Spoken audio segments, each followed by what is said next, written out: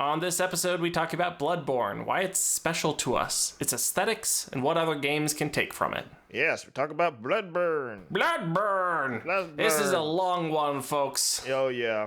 We talk about eyes, we talk about blood. Have mercy on the poor bastards!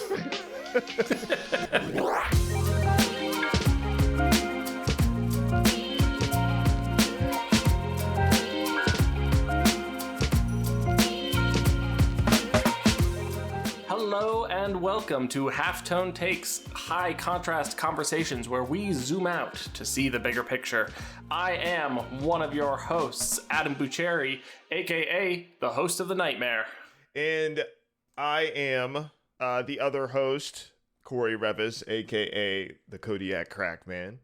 And if I'm not mistaken... The Kodiak Crackman? The Kodiak Crackman. The one and only. Yep. So, from what if my ears do deceive me, what you just said, I think I know where this is going. Oh! Let us sit and whisper feverishly. Today's topic, kind of rounding out what I consider, some of the essentials for just like topics that we are constantly, endlessly, annoyingly talking about. But in the spirit of Halloween is Bloodborne, baby. Yes. One of our, both of us, absolute all-time fave. Oh yeah. And so much to talk about it. So this episode is going to be roughly divided into 3 topic questions, one of which is, what's your relationship to Bloodborne, Corey? Okay. What makes it the coolest fucking game ever made? And then, what do you think other games can learn from it? Oh, okay.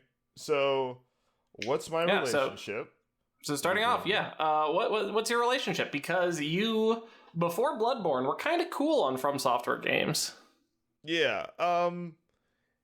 Yeah. I guess you could say that. Let's say I had like a different skill set, I guess, when it came to video games. I played a lot of like other types of stuff, and like Bloodborne, as well as basically From Software games period, or let's be honest, a lot of it is about the difficulty, when really in reality it's just about patterns. Yeah. If you can play Mario and Luigi Superstar Saga, you can play a From Software game, and I'm not lying. It's considerably more manageable than its reputation, with the exception of like I feel Sekiro crosses the line a little bit to me, but this episode isn't about Sekiro. Yeah. Well, let's not go on a rant about Sekiro, because I have some words about that game too. But because that is not my favorite. However, I will say that basically most From Software games, they have kind of a pattern to them. They have, like I said, it's methodical, slow, not twitch reflexes type stuff like that. So basically, if you're patient, you'll love these games, because it's all about patience. It's all about making the move when you make it. Being intentional. They are games that demand that you pay attention. Yeah. Because if you don't even have to be that good of a gamer, I guess. Because I'll be honest, when I started playing like these, when I think you showed me like the first Dark Souls game. Now, and the funny thing is, I played Demon Souls way back in the day on PlayStation. And I didn't even know what I was just like, this is a cool game. It's kind of hard, but it's cool. And I was like, okay. I didn't know it was that big of a thing. And so like, well, it wasn't at the time. I mean, yeah. I remember distinctly like being surprised and kind of thrilled that they announced a Dark Souls 2, because I was like, oh my god, that means it's gained enough traction and people actually care about it. And now it's, so inescapable that seems silly. Yeah. But it never felt like a sure thing at the time. I guess that's, I mean, I guess that is the thing back then, because everybody also forgets that that's the same company that made Armored Core, which is awesome. Armored Core is always awesome. So I was like, wait a minute. They're going back to Armored Core? Woo! Yes! I kind of did that when they announced that. I was like, oh, that's awesome, because I loved Armored Core. Like back in the day. I don't think I've ever played an Armored Core. Yeah, who does? Who has played an Armored Core? I mean, they made a bunch of them. Yeah, they made a whole bunch of them. And like everybody is just like, oh, it's Armored Core, but no, medieval stuff. That's where it's at. I'm like, look, I like a castle. You give me a good haunted castle, it's really good. Yeah, well, especially for, here's the thing, because let me go back to my original kind of story. Is like, you introduced me, I think, to the first Dark Souls, and I was like, this game is pretty cool. This game is like very expansive, and that's one thing I really like. I like just going off the beaten path, not necessarily being told where to go, and finding stuff. Like the Zweihander, this giant sword that I was like, that was new. I just went off like to the left, and and I was like, what's down here? This giant graveyard with a whole bunch of bone lords. Let me just run around them because I ain't fighting nothing. And oh, giant sword. Apparently it's one of the best weapons in the game. I'm like, wait, what? Well, so, I mean, yeah, it's the bravery of like putting cool shit that lets you kind of jump the difficulty curve, like real close by, but also just making it scary and intimidating to go get it. Oh yeah, it's super scary. Like, well, but that's the thing, is all these games, all From Software games, are basically that way. Like, it's obviously intentional. Make everything threatening, even the little guys. Therefore, you don't do anything. I mean, you can, but here's the thing, is a lot of the times, and like I said, this is, for me, a lot of the times in those games, especially the Dark Souls games, I was like, yeah, that's cool. That's cool and all, but you're not going to get me to go that way and beat that boss 3 times or whatever just to get, I don't know, a little lore tab and another sword. Give me a break. You're going to have to really entice me. And like Dark Souls 3, which I dabbled in, I didn't beat, but I was like, okay, this has kind of a lot of variety, but still, this game is like pushing it where it's just like, okay, that's a lot of effort for, and this is just my opinion, but like the Dark Souls 3, it has way more variety, but way less style, in my opinion, when it comes to like weapons and movement and stuff like that. I'm like, yeah, that's cool, but it's clear that I have to use this. If I don't use this, I am severely handicapped, and I'm like, oh man, because I've got some beefs with Dark Souls 3 that I feel like it's both from aesthetic and gameplay. I know a lot of people love it. And I'm not gonna say like, oh, it's straight up trash, but how I play, and how I play, because I told you this and you went, wait, what? When I told you how I played Elden Ring, which is a whole nother thing, but I was like, okay, in all these games, I'm just fat rolling everywhere because I don't care. I'll take it weird to the head. Yeah, everybody's rolling around like crazy. I'm like, no, why would I want to do that when I can just walk up to stuff and just take it and then just stab them with all that weight and strength? That's why, like, I always go strength faith, but I heavy on strength though. And everybody's like, why would you? Because I like carrying a big shield. And yeah, but that's big shields are cool. Yeah, because they're cool though. That's what I was gonna like go with. So push that up. But you know a game that doesn't have shields? Yeah, I was gonna say push that up to Bloodborne, where I was like, oh, I'm probably not gonna like this. But then I saw the aesthetic, and I got my hands on it, and I started to play it, and I was like, okay, maybe not. Okay, maybe I will like this. Because, you know, Bloodborne is the kind of, I don't know how they did it. But they scratched an itch for me. Because From Software is always like, oh, difficulty. That's the experience. You got to learn. You got to do all this stuff. And I'm like, yeah, that's cool and all, but I want to look cool when I do it. Like when I do stuff. And then Bloodborne was like, oh, have I got a game for you? You like top hats?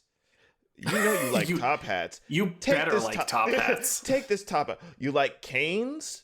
Oh, that's a starting weapon. Oh, and it transforms into a whip thing. Oh, you like that? Here, take it. And, oh, by the way, you can beat the entire game with it. And I'm like, wait, what? Yes. And I'm like, and it's just the style of the game is so, what I always say to you, so fucking cool. Oh my God. This is so an idiot cool. moron bit for the slightest amount of context, where I pretend that Senator Palpatine is constantly talking to Lord Vader about the cool shit that he just saw. My Lord Vader. This is so cool. Fucking cool. Have you seen this shit? Check out my Insta. It's so fucking cool. I don't know why I find that very funny. I don't know either, but it is funny. But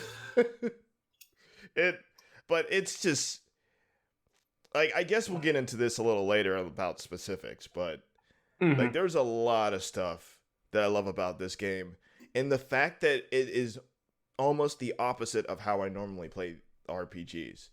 I am a heavy defense RPG player. I am a heavy defense enjoyer. I pump that shit. So I can literally take any hit. And I know it's lame because I'm like, why? That's kind of a, you know, like I don't necessarily know a lot of people that do that. A lot of people like to pump luck. A lot of people like to pump like charisma and all that stuff. When I played Fallout 4, for real, I pumped everything in the strength and defense. And that meant I could take a rocket to the face. Yeah, I would lose a quarter of my health, but at least I wasn't dead. So that gave me more time to kill people and things and stuff. And that's why it was fun. But that's just me. I always do that in RPGs. So this game said, oh no, you don't get a shield. We're going to put that over here. You know what you get? A hammer that lights on fire, and then when you slam it down, it explodes. You like that? I'm like, you know what? Yeah, I do like this. I do like this, actually. It's like, okay, yeah, now you can have a shield. Like here it is. It's an idiot baby shield for morons. Are you happy now? It doesn't work. It's a piece of wood that you hold up and doesn't do anything. So I'm like, okay, all right. We made a wrong shield on purpose as a joke. But then instead of that, he's like, hey, but how about we take the shield away and give you a gun? I'm like, fucking gun. Whoa. Okay, now you're giving us too much power. And then the game's like, yeah, we'll see. And I had a great time. The variety of weapons, the variety of different like enemies, the aesthetic of like old Victorian, like what you call it, like Transylvania, almost. And I'm like, yeah, this is the best. leaning into gothic horror aesthetics, which then slowly warp into something weirder and more otherworldly. Like, straight up Lovecraft stuff. But that is another thing that I really love about this game too, is the story. I get it. A lot of people love From Software's storytelling, and I do too. But after a while, I was like, okay, is this the same story, or like just retold 100 like just the same? They strongly rhyme. Yeah. And while that's funny, even Elden Ring got me a little bit, or I'm like, okay, somehow I feel like I know where this is going, because all From Software games go the same way, except two. Except two. The Sekiro, which is the negative side of that's just like a regular story that's just like not that interesting to me. Yeah, Sekiro is literally just like, oh, okay, that's cool. I mean, that's a cool story, but I can't put myself in it. Posits the narrative question of, what if there was a guy? What if there was a guy? It's just like Sekiro as a character is such an extreme, just a dude. And then, like, everyone else in that story is also just like, here's your kid, and he's just a kid. Yeah, and then here's the bad guy, and he's just a nationalist shithead. Yeah. And it's just like, it's just not that complicated. It's just like, all right. I mean, hey, that's fine, because I never played through the entire Sekiro game. I played maybe 2 hours of that game, and I was like, okay, I'm done. I'm just going to put this down slowly and back away.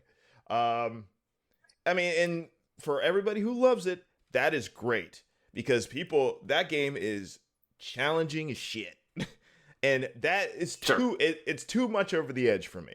And I'm like, okay, I don't get to use this cool fan thing because it's super weak compared to just parrying everything. And I was like, that's cool and all, but I don't want to do that.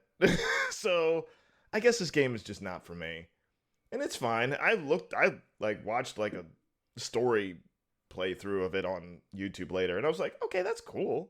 It's a cool story, but I don't think I could play through it, because that sounds kind of not how I want to play. I want to play a nameless person that I get to name, and I get to dress, and I get to equip and do all that kind of stuff. I want to play an RPG, man. If I wanted to play like a character, I'd play a Final Fantasy game. But I don't play Final Fantasy, so give me what I want. So basically, Bloodborne was like, oh, okay, we'll just do the antithesis of that. And of course, different aesthetic and everything like that. And I really, really enjoyed it. And I really enjoy the story too. I love this. I love it's deceptively simple. And I love that it's actually, like, I've been thinking about this actually, but it's actually probably the only true neutral story that you're playing, like the true neutral guy character that you're playing. Because usually in From Software games, you're always just bamboozled as the bad guy. And I'm like, yeah, okay. I mean, that's fine. But here in Bloodborne, you're just doing your job. I'm like, come on, man. I know it sucks. Like, you're going, like, your character is literally going to people that are normal in their houses and saying, I know this sucks, but I gotta do my job. And it's only one a day. Why do you guys hate me for doing this one day of the year? Why do you guys hate me? And, like, everybody else is doing this. And what you think I like injecting blood into my veins every time I need to be healed? You think I like seeing my friend, seeing Billy Bob over there, who I've known since childhood, and he's like, dude, we're gonna make it out of this. And then an hour later, he turns into a beast and I have to kill him. Are you serious? I think you like that. Yes, correct. It's like, I'm just a guy. I'm just doing my job, man. Father Gascoigne's over there being like, yes, I do like that. Yes, it does. It do be like that, though. Father Gascoigne is the best character in this game. I will fight everybody. He has the best intro. I love it's pretty the beast. swag. I love when he's like, beast all over the shop. He'll be one soon. And I'm like, come on, man. I just came in here. I just opened the door. And he turns to me and he's like, yep, gotta kill you. Are you serious? I'm just getting ahead of the curve a little bit. I love that character. I love that, just the development of the story and everything. It just gets crazier and crazier. Like, there's so much, like, storytelling in his design and just, like, the little bit of dialogue you get, and then also the side quest that involves him and the music box, and, like, you could find his dead wife in the arena. Like, there's so much going on in such a small amount of space. It's great. And then his sister, and then his daughter, and then the sister's daughter. I mean, I don't know who the sister's daughter is. The daughter's sister. The daughter's sister. You don't know about that? The daughter's sister? Who's the daughter's sister? I know that there's the daughter, and you can send her to the clinic. And that doesn't work out. Well, I didn't send her to the clinic. She went off on her own, and she got eaten by the pig. Yeah. Yeah. No happy endings there. Yeah, but the sister goes crazy because she finds out what happens to her sister, basically. And then she goes off. And then she actually turns into that like golem guy at the bottom of the ladder. Because if you hear him, he says, "Oh, dear sister." I'm going to have to check in on that because that sounds sweet. Look it up, I don't man. remember that. Look it up.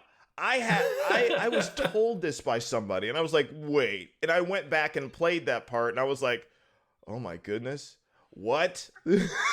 So here's the thing, and I think we're segueing spoiler, into why this is the coolest fucking game. Yeah, and there's a lot. An infinite amount of reasons. But like one of the things that I love is that like I played this game a whole bunch, and I'm not sure if I remember that. But whether or not it's true, like this element of like the playground rumor of just like, bro, did you know about Archdragon Peak? Oh my god, like, and it's just like, what? No. It's just like, oh, did you know about the secret wall in the swamp? It's just like, yeah, I got it. There was just like a shitty treasure chest behind it. It's like, no, not that wall. If you hit the illusory wall, then there's another illusory wall behind that one, and then you go down. And then there's a whole other level and you go down a tree trunk and then you end up at the bottom of the world on a lake of ash as the primordial trees of existence like spread out before you majestically. It kicks ass. And it's just like, that sounds made up. That sounds fake. And then that sounds like Elden Ring. 100% absolutely true. Like that sounds like Elden Ring to me. It can't be like that. But yeah. Yeah, I mean, I think, like, I think Bloodborne is in a unique state too, because if I'm not mistaken, Sekiro is on PC, right? Yes. All of them except for Demon's Souls and Bloodborne are on. But Demon's Souls has a PS5 release that basically just remakes the whole game, and it looks gorgeous. So Bloodborne is the only one left. Todd McFarlane for my taste. They like Todd McFarlane the whole game like by 10%. But I mean, I can see that. I mean, I can see that. It's undeniably impressive. But yes. Yeah, I can see that. I know what you're talking about. But what I was getting at was Bloodborne was the only one left behind. It's still stuck at 30. It still runs like shit. I mean, let's be honest. I love the game. It's my top 5. It is in my top 5 favorite games of all time. Easily. I will replay that. I replayed that game 3 times. I have never platinumed it because who has time for that? Ain't nobody got time for that.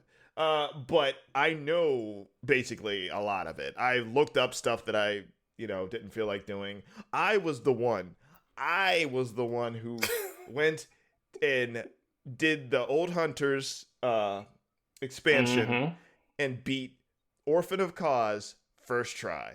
Fuck and that I was guy. like, Fuck and I was you. like, wait, everybody, y'all had trouble with him? Yeah, but y'all had trouble with him? But then again, I would go back and I was stuck on Vicar Amelia for like days. So brutal. I don't even want to, like, everybody who talks mess about that. I'm like, I don't even want to hear it. Everybody has different problems with everything.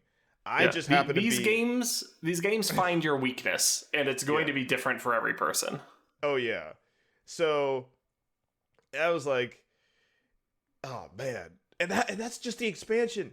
I just went straight to the expansion. We can't go there yet. We can't go there yet. But it's just... what was the original question? I forget what the question was. Why is this game so cool? I mean, it's just like, why is this something that, not just us, but like, I think like there's a universal consensus, like a shocking amount of consensus that this is just one of the games that just hits style in a way that like nothing else does. Nothing else feels quite as good as this. It's like in the same way that Persona 5 like seemingly stands alone. Yeah. That's actually a good comparison, because that game does stand alone. As somebody who played a couple of the Persona games, and I played a little bit of Persona 5, and just by playing it, I was like, wow, this is super different, but I feel it. I'm feeling it. And there are other games that have cool aesthetics, that do cool stuff, But like, The World Ends With You, that ain't no Persona 5. And Neo ain't no Bloodborne. Yeah. Like, it's something... There's some kind of alchemy going on that causes it to be greater than the sum of its parts. And like, every part of the aesthetic is just so impressive to me. Yeah, I think that stands the test of time. It came out in 2015? Yeah, 2015. It is amazing that people, like, that is considered an old game now. And especially considering it's not, it hasn't been remastered. There's no talks of it being remastered. There's no talks of anything like that or having an upgrade. To the point that people felt better about making a demake. And they're like, yeah. Hell yeah. If we can't go up, we have to go down. I am such a unreasonably big fan of not just the demake, but just like watching the development process unfold, because the creator of that, Lilith Walter, is very active on Twitter and would almost daily post updates about it, and was just like really fascinating to see a like in the weeds, just kind of, direct view of the reality of game development. That's something that's always going to appeal to me. Yeah. And now she's making Bloodborne Kart, which is I've seen that. Fucking best. That's so good. Like I said, if you give the fans the tools, they will make something. They have to make, like, it's. I can see how some people will, like, people get really mad about it. It's like, how could they do this to us? Like, no, I mean, like I said, there's some people out there. They get like... Are they mad about the demake, or...? No, not that. No. They're happy about that, but they're mad that the company won't do anything with Bloodborne anymore. Oh, they're basically I'll just agree with done. That. And they'll milk everything else, but they're done with Bloodborne. And I'm like, oh, man, there is such a following with this. If anything, like, people would be hammering for this. So, Sony, you'll double your money. Just it's so wild to me. Making a 60 frames per second thing. You don't even have to upscale the resolution. Just make it 60 frames per second. No. No, we will like, not. I almost can't think of a more secure financial bet, because it feels like every other week on Twitter, like, it starts trending again, and it's just like, please, FromSoft, I will crawl over broken glass to get a PC port of this. Oh yeah, people want please. it. People want it. It's like crack to them. PS5 port? I don't care. Whatever. Please give let us me something.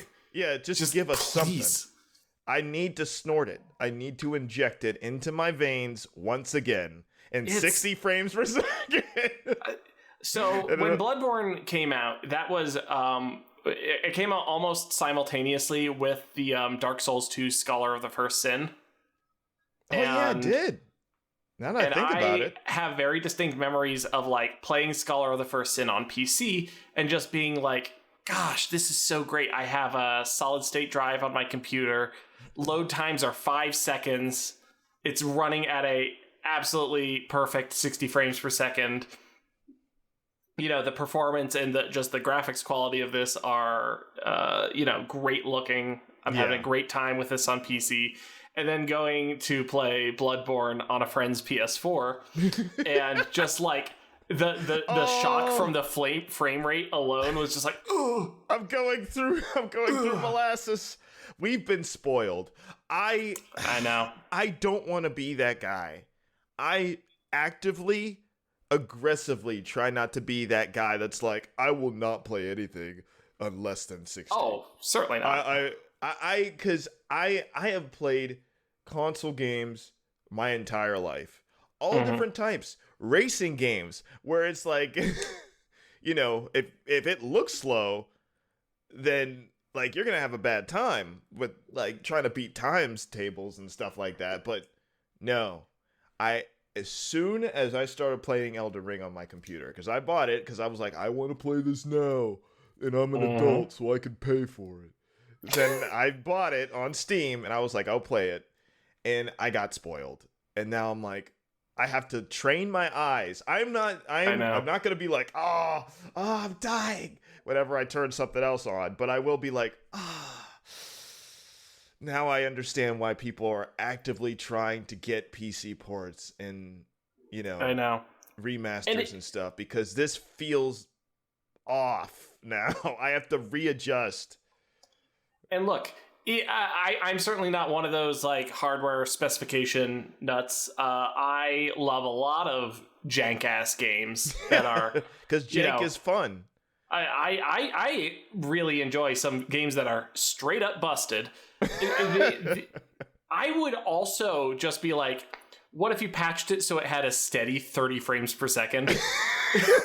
Would that be an innovation? That is actually really funny, because now that I think about it, it was so unstable. Yeah. It made it even more jank. What was the one part in the game that every time you went into it or entered it, it like tanked the frames? I mean, there's nothing like how Blighttown was on like the PS3. Like those moments live in infamy. Or I think the Valley of Defilement and Demon Souls was also. I heard things about that. Real rough stuff. So it never got that bad. But there's just always this like persistent, unsteadiness to the frame rate. And then also I feel like there were certain like enemy attacks that would dip the frame rate sometimes. Yeah, absolutely. Again, I'm spending more time on technical stuff than I actually care about. All I'm saying is that like I recognize that there is a difference, and I would like them to bring it to modern consoles just so that we could enjoy it even more, because like again, I mean, if this is one of the most beautiful games ever made, in my opinion. Yeah, if I'm complaining about that, then there's something. Because I hardly I try not to complain about anything, because I'm one of those guys. I'm just happy to be here. Yeah. But if I'm complaining that this is a little too jank for my taste, you might want to. Hey, FromSoft, you might want to fix this. My media criticism vow is like, I will never complain about a hitbox. Shut up about hitboxes, you nerds. What's a hitbox? That is my question. No, I know what it is, but still, I was like, back then, I was like, what's a hitbox? What are you guys talking about? I'm just playing a game and swinging a thing and jumping over this thing. Oh yeah, by the way, I can't jump unless I run and take a dive off like a ledge, and then he'll automatically jump. Like it's Legend of Zelda. What is wrong with all of you? Like, why is this a thing? I had the privilege of going into Elden Ring, like, gonna take that again, I got a text message. So I had the privilege of going into Elden Ring, like, almost completely blind. And so when I started playing the game, and I discovered there was a jump button, like, I was just like, like, mind blown. I can't believe it. I can't believe they did it. They did it, boys. They did it. Those mad lads. I can't believe it. I knew the horse could jump. I didn't know that the player could jump. Yeah. Although they put a cheat in there. I knew they were going to, because otherwise the horse would be completely broken. They put it where fall damage still takes effect even if you double jump close to the ground. I knew they were going to do that. It seemed like everybody, when I looked at media and stuff while the game was out, everybody was so surprised. How could they do this to us? And I'm like, guys, that would make the game impossibly, like, stupid if you could just cheat that way. If you're going to do that, you should just remove falling damage, because otherwise there's no point to it. Everything is Apex Legends. No falling damage whatsoever. Everything is Apex Legends. Sure. So, yeah, but I was like, I knew that was coming. But anyway, like, yeah, Bloodborne it's so magnificent for many different reasons. For many different reasons. I am one of those people who has just, like, consumed a frankly unethical amount of content about people talking about this game and this this developer as a whole. I've been a longtime fan of Bonfireside Chat, the podcast about the series, the FromSoft games. Noah Gervais put out a absolutely exceptional I don't know, like a combined 10 hours about all the Front Software games. It was like 10 hours. And I watched it. And I was like, oh yeah. All right. I'm not into that long a form of, you know what? I shouldn't even say that. Because I watch Tim Rogers. I watch his stuff. Oh. And his stuff is Tim Rogers is from Kotaku.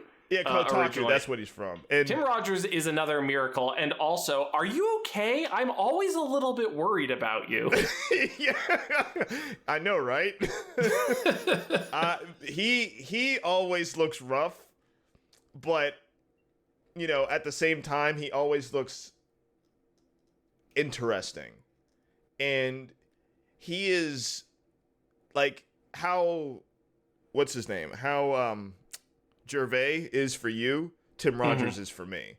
I will sit there and watch a 10-hour part series or whatever from him about a game I have never heard in my life. Oh yeah. And I'll be completely 100% interested. I have watched him talk about Tokimeki Memorial. Yep. For 6 hours. Twice. It was a good time. It was great, and it made me wish there was an English translation. He has another one out. He has another one out that I'm currently watching. So it's great. Yeah, it's so good. You're watching it too. Oh yeah. Oh my goodness, Tim Rogers, I love you. Shout out to Tim Rogers. Doing good Keep doing work your thing, out man. there. Also, prioritize your health. I worry about you. Yes. Don't kill yourself over this. Yeah. We love you regardless. I can watch your videos over and over again. So I do. Good, man. They're a prime background noise. Yeah. Like really good stuff. I have one gripe about him though. One gripe. He hates Mega Man. Mega Man is my favorite video game character. If the people out there don't know, you will learn to love this about me, or hate it, or love it. But yeah, I love Mega Man with a burning passion, and he's like, nah, shit sucks, and I'm like, oh, oh, got him. Oh. I firmly believe that the best Mega Man is the realistic box art Mega Man that they turned into a whole toy store in the Resident Evil 3 remake. I love that shit so much. No, have you played what are the Dead Rising games at all? You know what? No, I think I've dabbled. Like, I probably spent like a total of like 2 hours playing a couple. The first ones. Dead Rising is the funnest. Is that a word? Funnest? No, it's the best. It's the most. It's the fun. one you like the most. Yeah. Subjectivity, bitch. It has an entire Mega Man store in it where you get to wear like a Mega Man helmet. That one's not the fun one. The little robot, the Servbots. You get to wear like a Servbot Servbot helmet. It's the best thing in the world to just run around in that game with the Servbot, face. Some and have serious conversations. Holes. Yeah, and have serious conversations and just like, hey guys, the face is just like, yeah. I was like, okay, this is great. That's a time-honored tradition in video games dating back to, I'm sure much earlier, but my first experience in it was with Metal Gear Solid 3's camouflage system and doing the final cutscene and, of course, stacking all my camouflage up for a field of white flowers, which meant that I did the entirety of the ending cutscene wearing the geisha face paint, which was pretty brutal. Why haven't I seen this?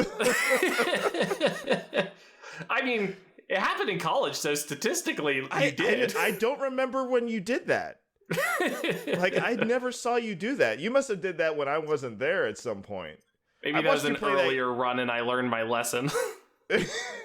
I watched him play that game. I watched Adam play that game through at least 5 times, I feel like. I hit that game hard. Yeah. But anyway. Yeah, Blood.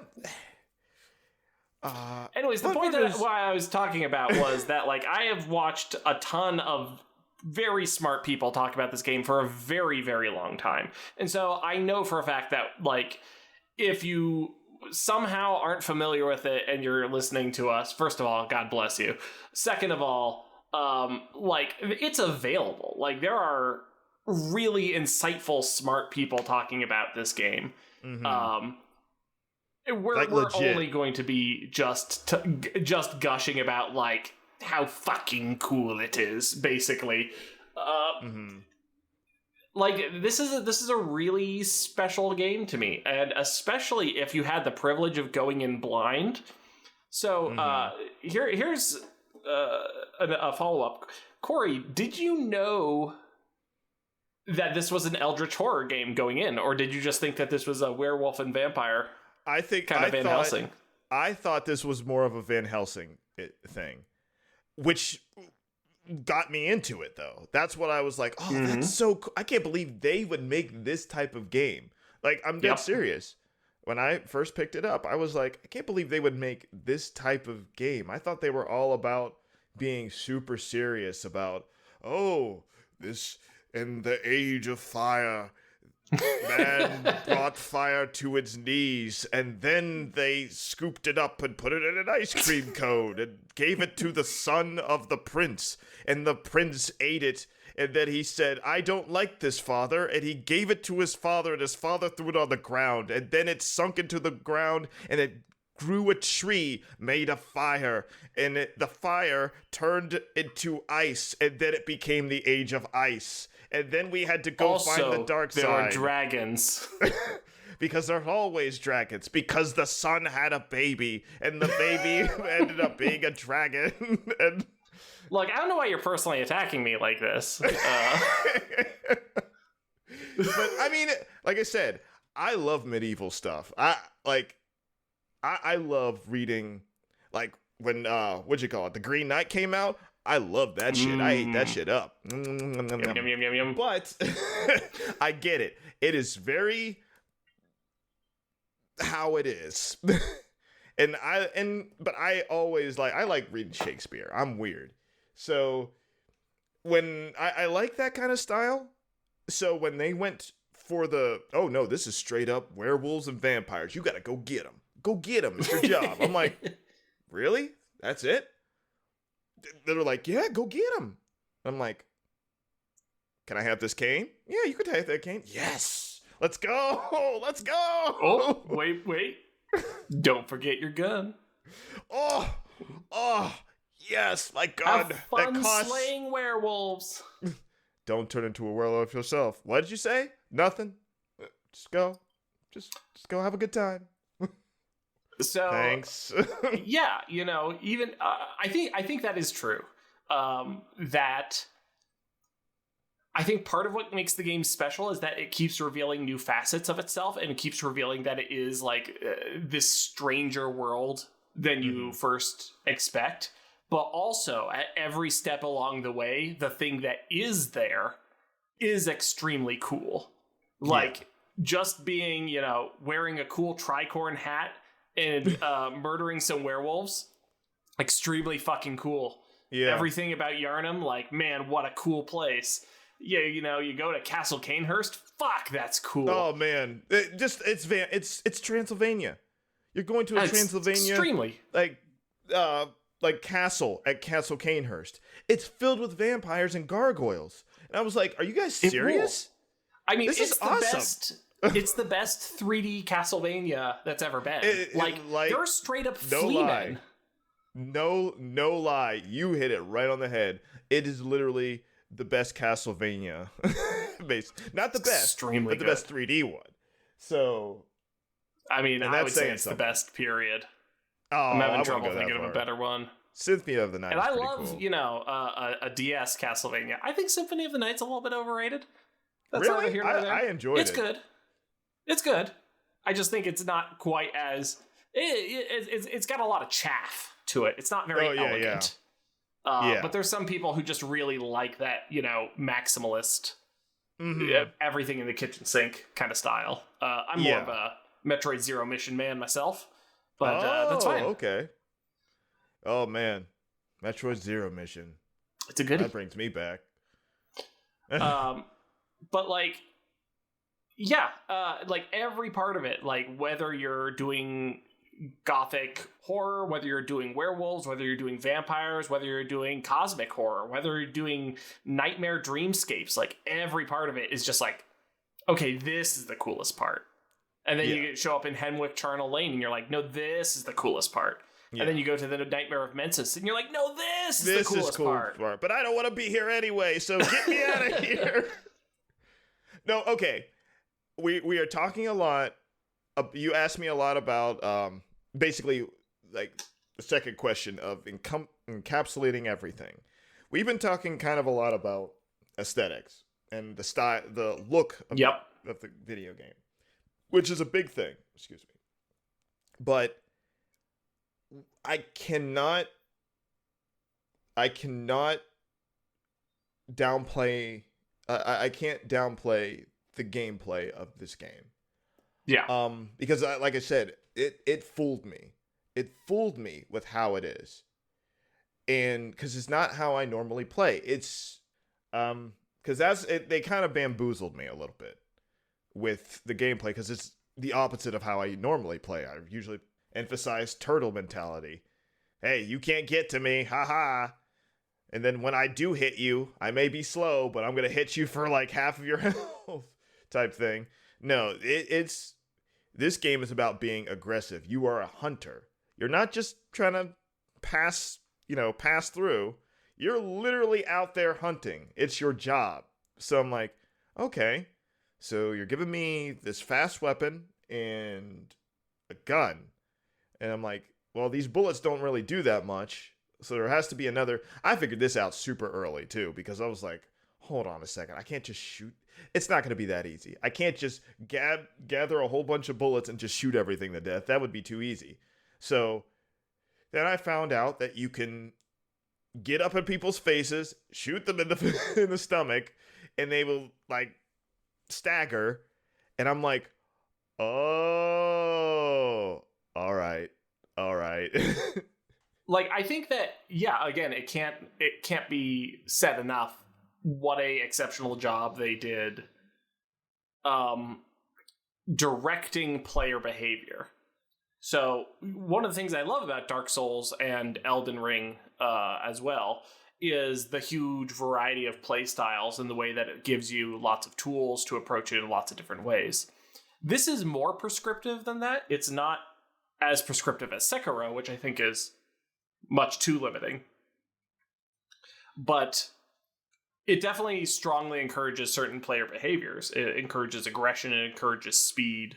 And then the guns, I think, are such a ingenious tool because they provide many of the same functions as the shield, but make it so that it is a primary verb to not just use it to interrupt enemies, but also to parry them, which, like, Corey, how many times do you parry enemies in Dark Souls? You asking me personally? Yes. Like, almost never? Yep.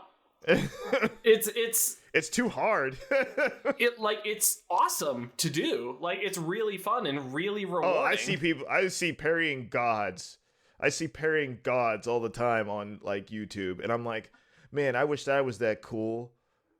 I wish my thing was swinging that hard, but no, it's not. I have to basically just run around and kind of avoid doing that. And that's why I'm not good at that kind of PvP either, because everybody parries me. Like I like my style is being kind of slow but hitting hard. People can either dodge or roll away and then just backstab me, or parry me and stab me in the stomach. And I'm like, well, I can't adapt to this. Yeah, it's not super competitive in that space. Yeah. I mean, I get it for people that, like, that's the rush for them, but that is how a lot of people play, as opposed to me, who's normally fat rolling. And I'm like, I don't want to get rid of my shield. I don't want to not fat roll. The point is that, like, how often do you parry in Bloodborne? And the answer is fucking all the time. Yeah, all the time. Constantly. Well, the one thing I like about it, like you said, the game encourages you to do this with all the right things, in my opinion. It encourages you with all the right things. Because it's not just about, oh, you're just going to be doing all this. You're not just going to be doing cool stuff like visceral attacks that you literally stick your arm in something and rip it apart. And it just pretty cool. And it makes this really cool like sound to it. And it's like people screaming and stuff in the back. I'm absolutely world-class sound design. Yeah. But you also, there's the rallying mechanic, which I'm like, oh my goodness. I can come back from being almost dead because I'm up in your face and I'm attacking you. And I'm like, oh, all right. So they want you to get up close and personal. They give you the tools that when you're up close and personal, you can parry. You can not only like attack them very aggressively and really fast. I'm pretty sure 90% of the enemies are slower than you in the game. If you have the right setup and everything, like 90% of the enemies are slower than you, like in terms of attacking. Yeah.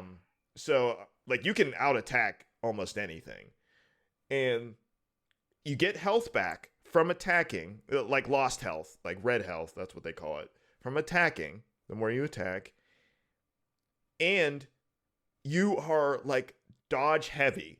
It's not like you don't have. There's no weight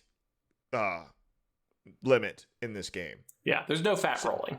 Yeah, there's no You're always fast. Yeah, you're always fast. And sometimes you get things to be faster, like the bone, like the hunter's bone, that makes you even faster. And I'm like, what? So they're just giving you, like, you're literally like almost like a ninja, almost. Not exactly, but and that's what's so to me. That's another form of the design that I really like is they stuck. They stuck with the Victorian aesthetic. They're like, no, we're not gonna put any real ninjas in here and stuff. We're gonna put more like assassins, like what's her name? The lady that encourages you to just kill everyone. Eileen the Crow. Eileen the Crow. What a great design. And I love her as a character. I think she's one of the best characters in the game because she's great.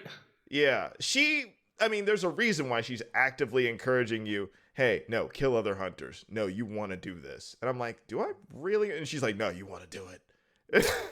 And I'm like, but wouldn't that mean I have to kill you? She's like, you better not.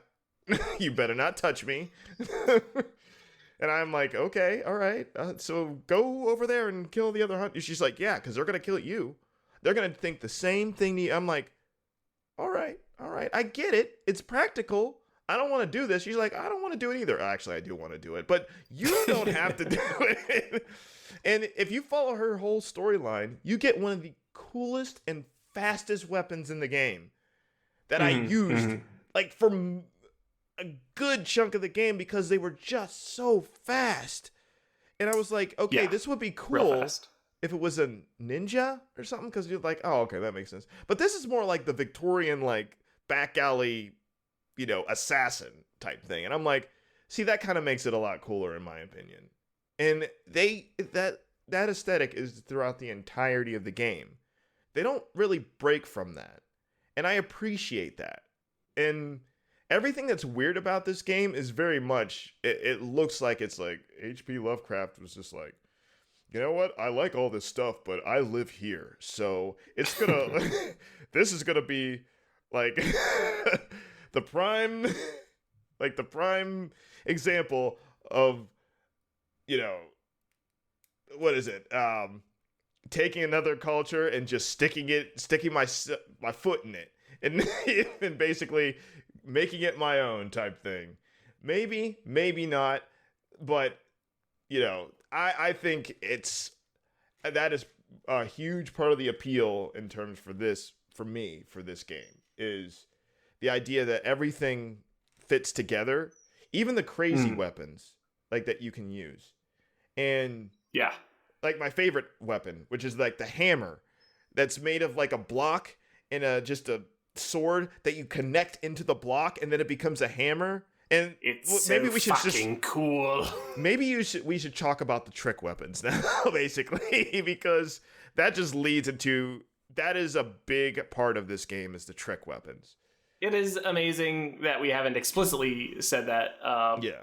But yeah, like the fact that every weapon in this game has a gimmick and like supports its own playstyle. Not entirely different from like something like a Monster Hunter compared to like a Dark Souls, where you'll find people who are like, no, I know there are other weapons, but like, I do the cane whip. Like, that's what I do. Yeah. That's my speed. That's my style. Like, I found it. It clicked with me. I don't need to do anything else.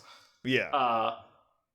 And then, I will say, like, one of my two genuine grievances with this game is I want a PC port of this that just allows me to add a couple mods, one of which being allow me to purchase every weapon from the Bath Messengers at the start of the game. Oh, yeah. Because I just want to play around with stuff without having to, like, go deep into the DLC to actually get it. What would it be like to actually fuck around with the amygdalin arm? Like, who's got time to pick that up that late into the game and then upgrade it? But, like, it's so cool. It's the severed arm of a great one that, like, transforms from, like, a big club into, like, a long kind of whip thing. Like, it's real neat. Like, they're all real weird.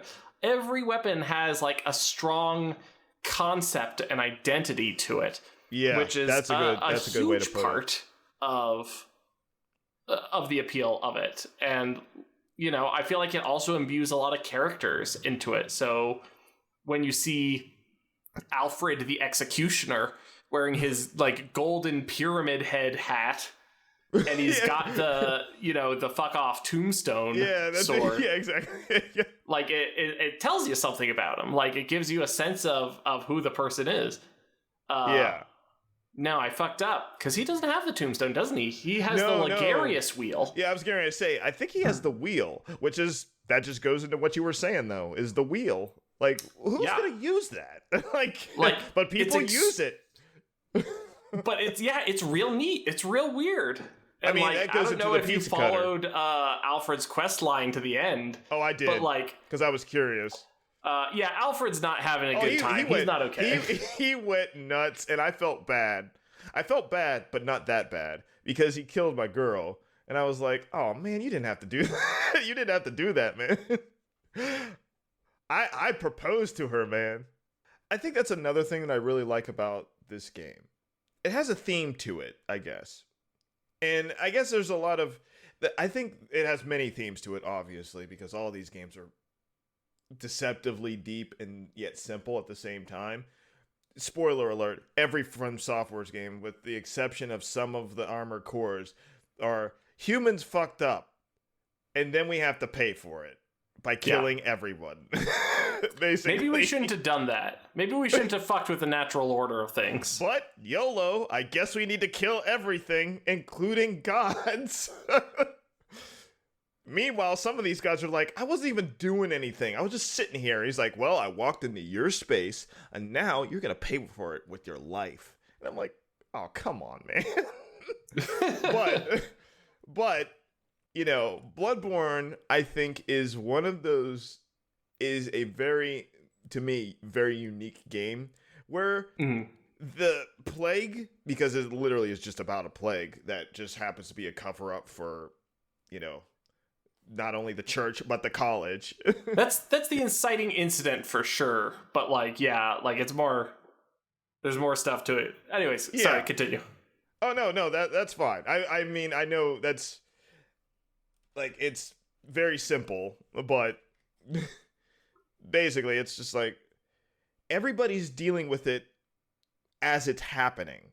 And I like that because everybody's like, oh, it's just, this is just all in a day's work. But it just so happens to be on that day, everything just happens to go wrong. And you just happen to do certain things, your own job, mind you. You're not going looking for trouble. You're just literally gotta do this, gotta clear the streets, gotta do this. And then you just happen to kill the wrong guy. You just happen to look at the wrong thing. And then it's like, oh yeah, by the way, there is this giant cover-up of the church and the college, basically covering up, for them trying to create demigods by force mating people together with the great ones, basically. That's what these gods are in this game. Yep. And it's not working. And they're like, you know what? That didn't work. Let's try again. And you're like, wait, why are we doing this? What? And then the further you go, the crazier it gets. And you're like, why did we think this was a good idea?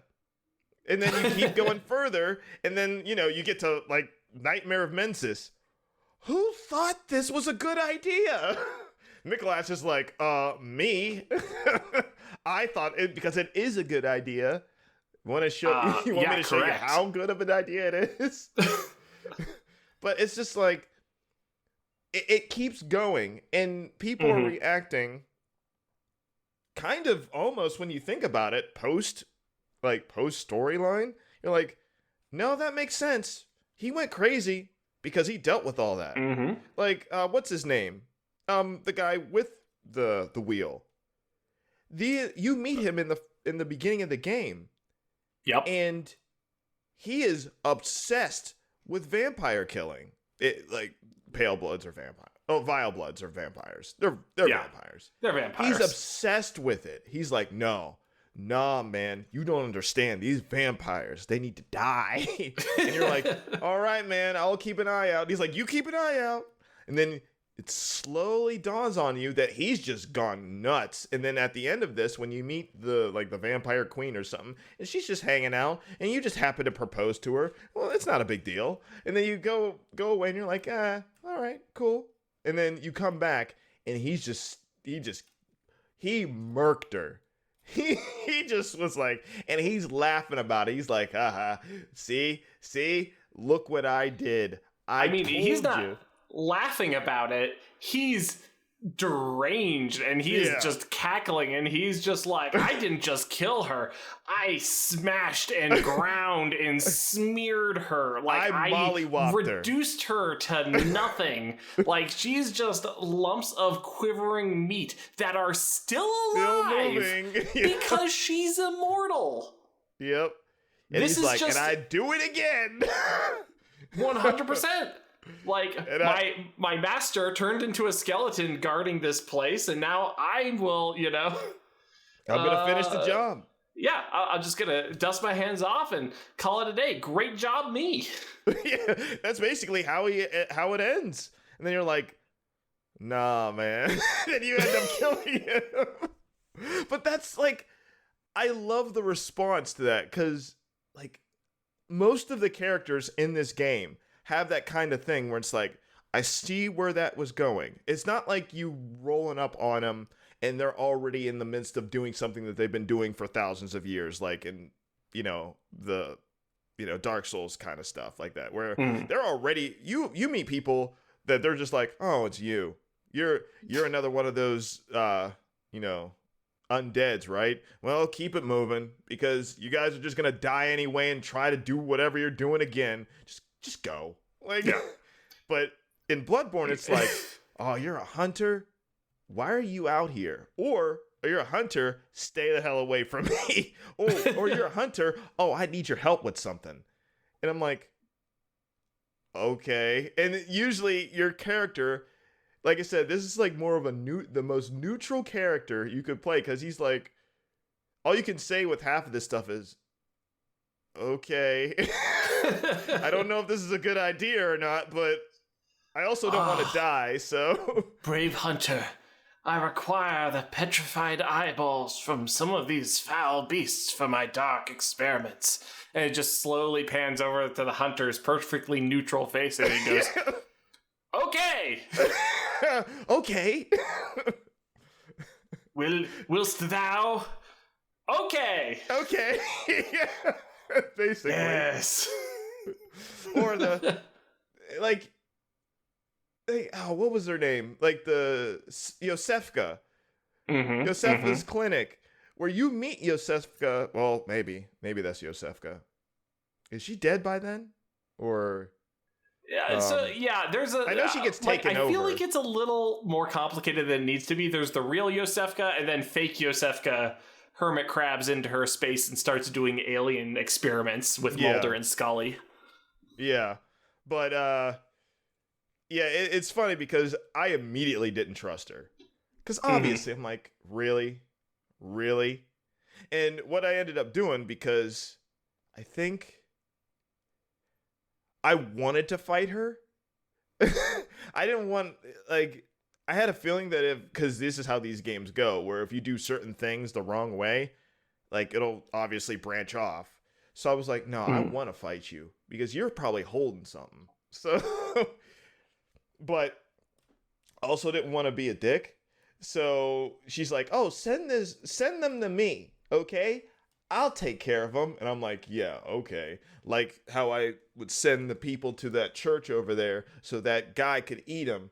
And that's if I sent that monster to the church. But I didn't send him to the church. I cheesed him. I made him a monster, and I stood just far enough inside the building so where he couldn't get to me, and I just poisoned him to death. And I killed him that way, and I didn't need to send him anywhere. That fight is so awful. That's why I cheesed it. I highly recommend you cheese that fight with the stupid guy on the roof who's just like elbow deep into eating a dude. Yeah, and then he's like, I didn't do anything. And you're just like, see, this was here when I got here. That's like, what I love about it. I literally popped. It's literally like you're walking up on him. You're literally you're walking up on a crackhead, and he's just like, I wasn't taking nothing. And meanwhile, like, all the stuff is on the floor and everything. You're like, really, bro? Really? And he's like, you didn't see nothing. Hey, you got any place where I can go to get more? Wink, wink. And I'm like, That guy is literally like, I'm sorry, officer. I didn't know I couldn't do that. He legit did that. He legit did that. That is so funny. I'm sorry. The thing that you're talking about, the thing that we're confused about, right? We're talking about eating people, right? That's the thing that you had ambiguity on? Just to clarify? Yeah. Oh, man. Good. Just checking. Oh, that is so funny that you put it that way, though. Because that's legit how I walked up on him. I'm like, what are you doing, dude? And he's like, I wasn't doing nothing. What are you doing? And I'm like, what?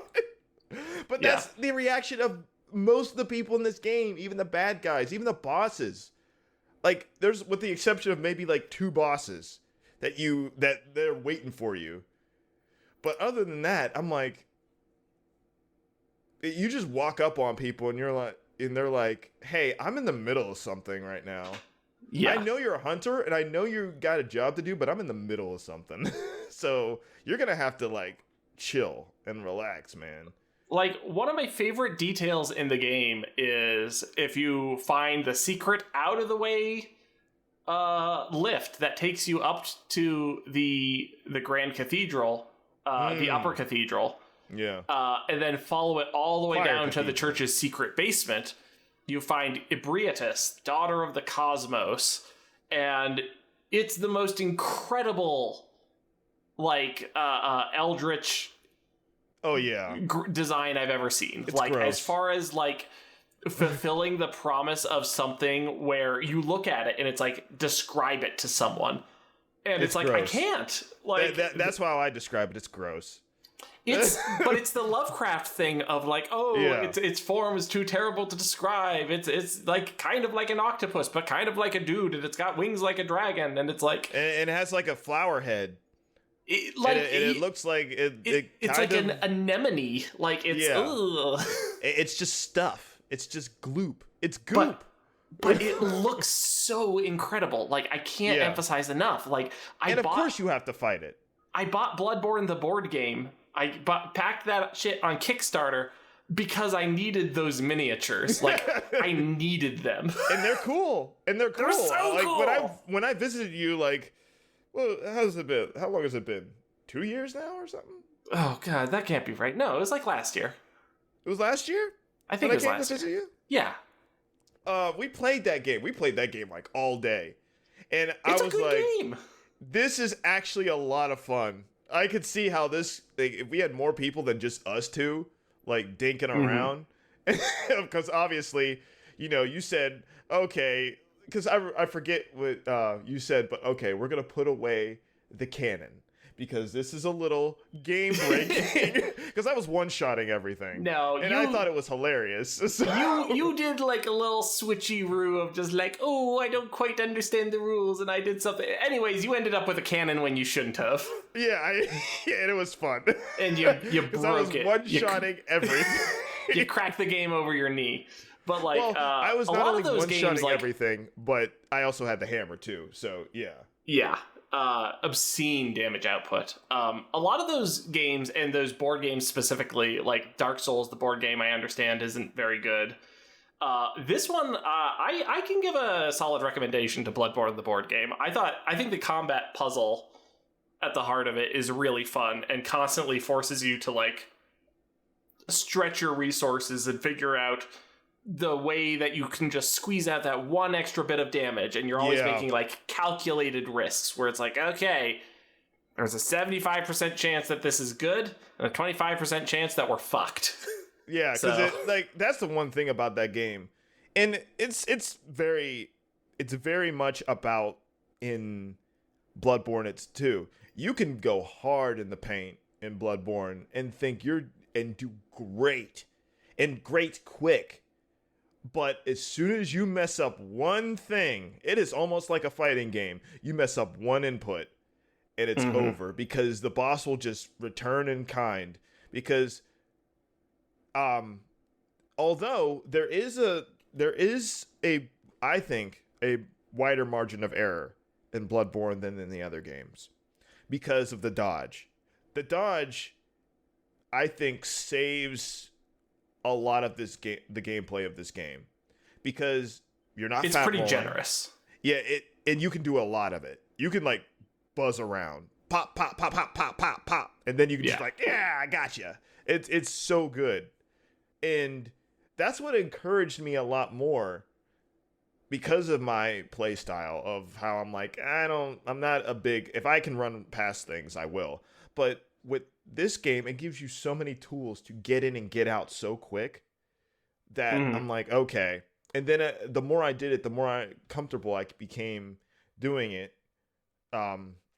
Like just engaging with things that looked like they would kill me, and which very well would, because a lot of things like, The thing about this game that is a big pain in the butt is a lot of things will stun lock you if you let them.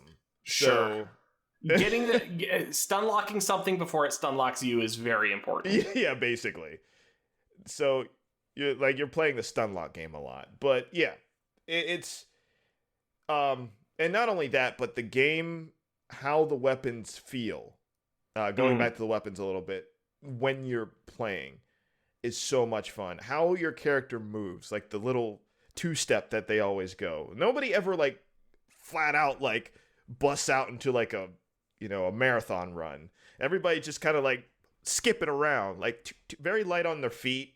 Everybody is light on their feet. If you even if you meet other hunters, enemy hunters and stuff, everybody's just light on their feet, just ready. They're all ready, and I'm like, it feels good. It feels good when you use the weapons. Like I told you about like when we were talking about Elden Ring like a little bit ago or a while ago, and how they put in Elden Ring what I loved about Bloodborne is when you have a heavy weapon or something and you scrape it along the ground and it creates sparks and then I'm like, you have no idea how cool that feels. And I'm like, that is so cool. And enemies will do that to you in Bloodborne.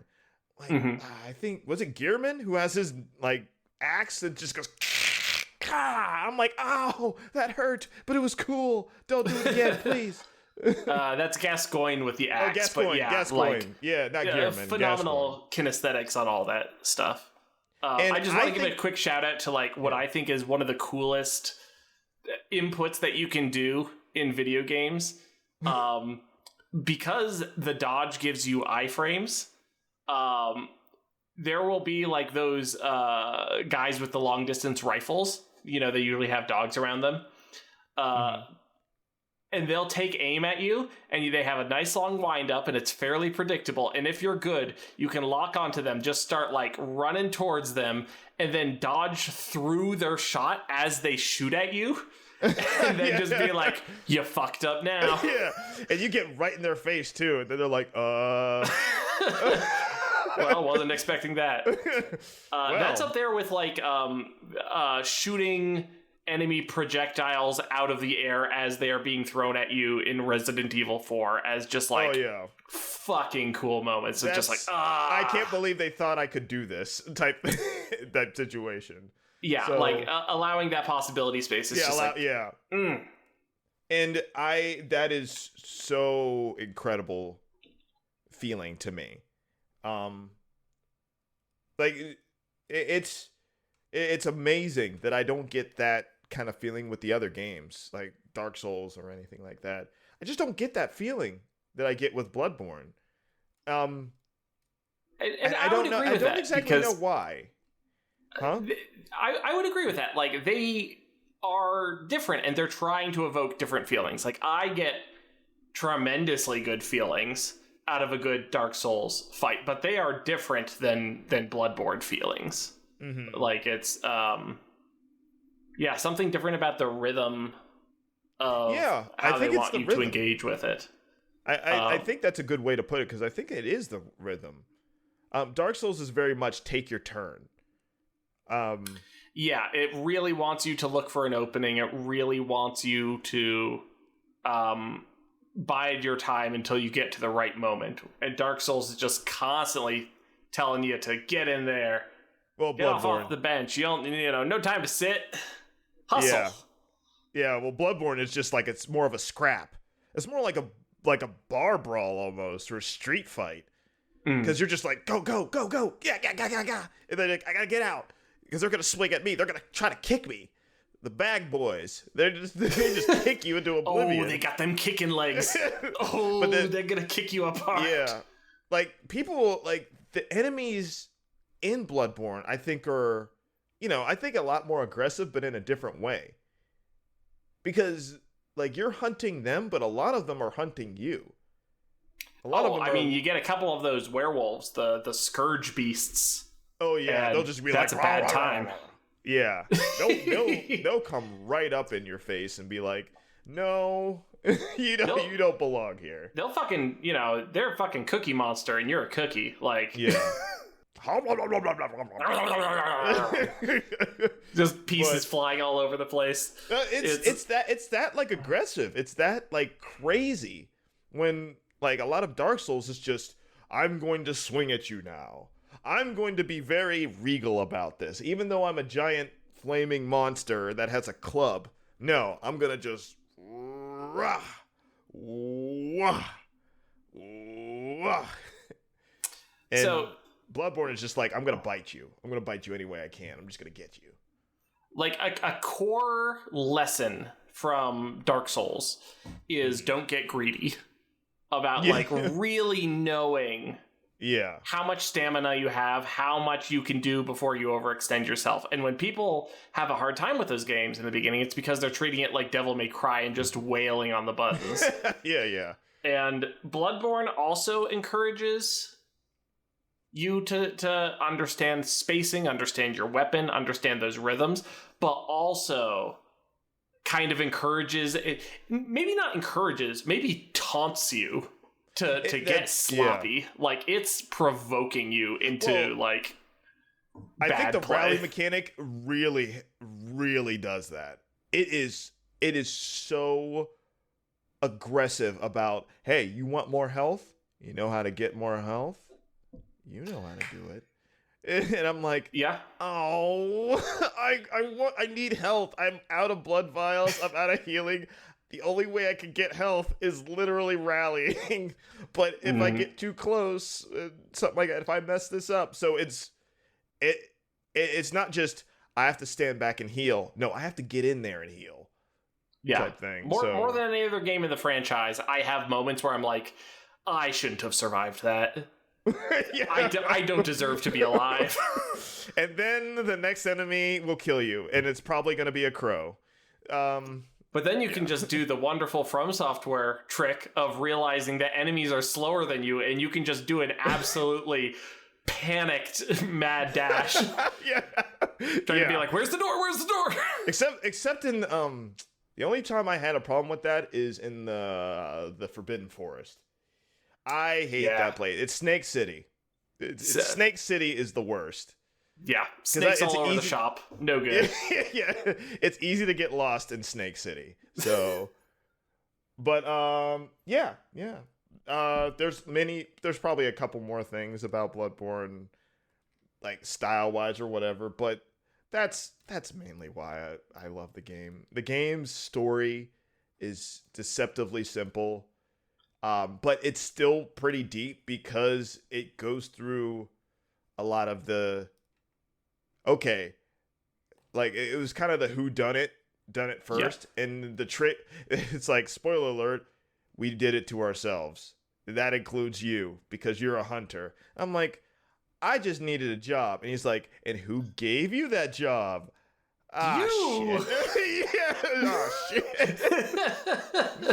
But yeah, it's basically, but it's still really interesting to me because it is such a story about, it's such a, I guess, a very contained story. It's not of, the whole world is gonna, it's just, this stuff is happening here. You guys messed up because the thing washed up on your beach and you're like, you know what? You know what would be a good idea? If we got with the local college and just started experimenting on it. And you know what? All these people in the fishing town, they don't know what's gonna happen, right? Yeah, they're like, we're doing stuff. Yeah, we're we're doing intellectual things here. Look, okay, we're doing big important science things, and your skulls existing is a problem for us. So we're just gonna forego that. We're just gonna you don't need them. Pop those bad boys out. See you what's don't inside. Yeah, I think there's eyes in here. So yeah. Like, I think it genuinely is, like, a really exceptional tale about, Lovecraftian themes of, like, forbidden knowledge and reaching beyond your grasp, and, like, the seduction of powers that you don't understand. Because, like, regardless of if you are able to look at this and, from a detached point of view, being like, well, if I was in their position, I simply would not commune with the Great Ones.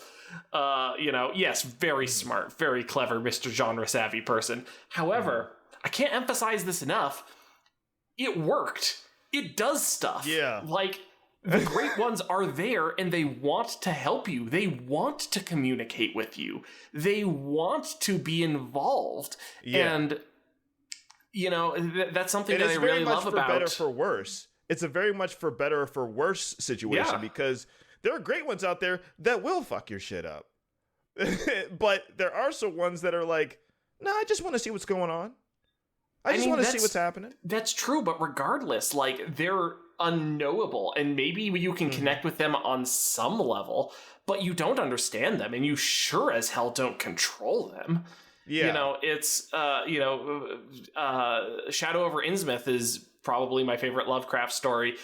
Yes, I know that Lovecraft is a problematic human. I'm not endorsing him, et cetera, et cetera. The standard caveats. He sucks. He's a guy. He's that guy. Yeah. But, But Shadow of Innsmouth, I think, is a really great tale of, like, this church turned away from the one true God and started worshiping this demon from the sea. Why would you do that? That's insane. And them just being like, Jesus didn't do anything for us. Dagon gave us fish and gold. We got stuff. Like, I don't know what you want. One of them is doing stuff for the town. Yeah. And it's hard to argue with. Yeah. Deciding to worship the thing that actually does stuff regardless of the consequences. Right. In a certain, because that's also a thing, because that story is very fascinating too, because that's also a isolated incident where people are like, yeah, of course. Why wouldn't we do this? Why wouldn't you do this? But then you step outside, obviously, as a person outside of the story, and you're like, so wait a minute. If I'm over here though, like, I didn't even know about this place until I stumbled on it.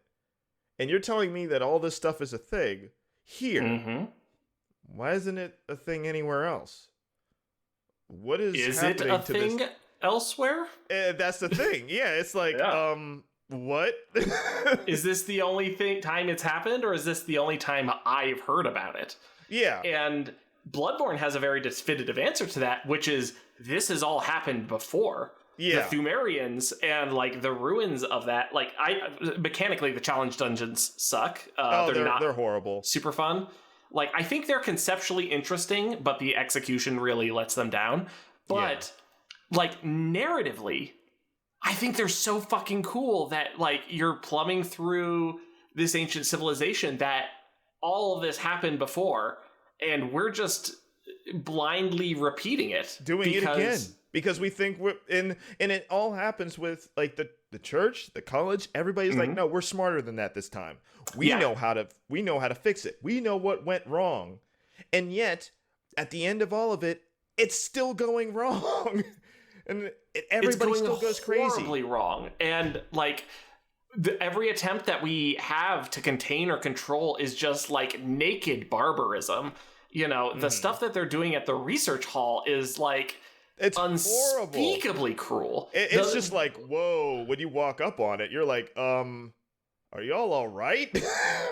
No. That's the entirety. You could sum up the entirety of Bloodborne that way. Are you all okay in there? No. Yeah.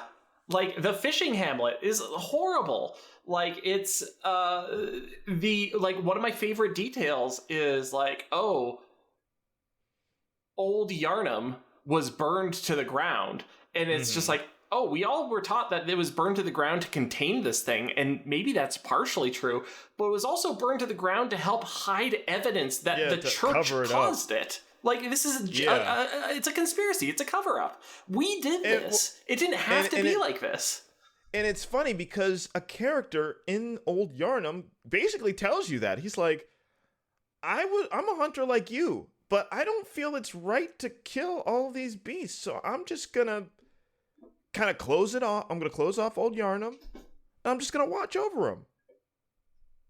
Yeah. And I can't have you just going around killing all of them. These are people. Like, the fact that beasts are people. And the fact that he chooses empathy for these creatures is like, it's a foolish choice. It's a suicidal choice. Yeah, it's also these beasts will eventually human. kill you. Yeah, that's such a compelling character who you run up to, because he's like, yeah, I'm pretty sure eventually these beasts will kill me because they're not changing back. Yeah, but I still feel bad killing them because, hey, I have the same job you do, dude. Yeah, I get it. But he's like, I get it, it's the job, but I don't like the job. So I can choose to just be a hunter over here where nobody else wants to come and just do my hunter stuff over here. But I don't have to kill anybody. But I can kill people that try to kill these people. I.e., don't touch the merchandise. And if you do, I got a Gatling gun waiting for you right here. Basically. he has like a clarity to his mission. Like, he is one of the most lucid characters in the game, where so many people are deluding themselves into thinking that they're better than this, that they're above this, that they can control this. He's just like, no, I have been complicit in a cruel system that has done uncountable harm, and this is the small way that I choose to atone for it. Yeah. And it's like, fuck, man, like, it's very noble. It's funny because a lot of characters in Bloodborne, basically a lot of enemies, but a lot of like just characters in general, are untrusting of you on principle. You were a hunter, and they know, because everybody knows it, that eventually you're gonna come for them. Mm-hmm. Because if you make the slightest wrong move, they're like, oh, you're going beast, gotta kill you, type thing. That's how they feel. That's how they think. So obviously everybody is not trusting of you. But this particular hunter is like, hey, dude, I'm gonna speak to you up here. I know you got a job to do, but if you could please chill out and let me talk to you for a second. And nobody ever kind of does that in this particular game. Everybody just shoots first and asks questions later. But he's like, hold on. And you can choose to not bother him. You don't have to kill the guy. I didn't kill him because he didn't drop anything, but he wouldn't drop anything I wanted. So gameplay wise, that's how I felt. But he puts a sign on the door that says, please don't come in. And then when you come in, he says, I don't like that you're here. I would like you to leave, please. And only if you continue to ignore him does he fucking unload on you with a Gatling gun in a set piece that, like, genuinely caught me off guard real bad the first time, and I just instantly got mulched by that thing. Everybody did. I didn't think he was going to do it. He's like, all right. And he gives you plenty of time. He gives you plenty of warning. It's not like he says it once. He's like, dude, you come any closer, don't cross that bridge, don't do it. You go across. He's like, okay, don't go down these steps. I swear to God, if you come down these steps and you're like, he ain't gonna do nothing. And he's like, all right. And it's just like, and it hits you and you're dead. Like, you're dead within a second. And you're like, oh, he's serious. I guess I have to worry about that. And he's always watching you too. So it becomes like kind of you not only have to deal with the monsters around you, but you also have to deal with him, which means you can't be seen. Yep. Because you're managing line of sight. Yeah. It's cool. It's a great little set piece. But like, I feel like that's, I'm really glad that we talked about this, because like I wouldn't go to that as like my default example of like why this game is special, but like I think it really is like a good microcosm of like there's always more going on than it seems. There's almost no wasted characters. There's no time that there's just a guy standing around being like the king lives in the castle. It's everyone is complicated and everyone has a motivation and everyone has a context within the world.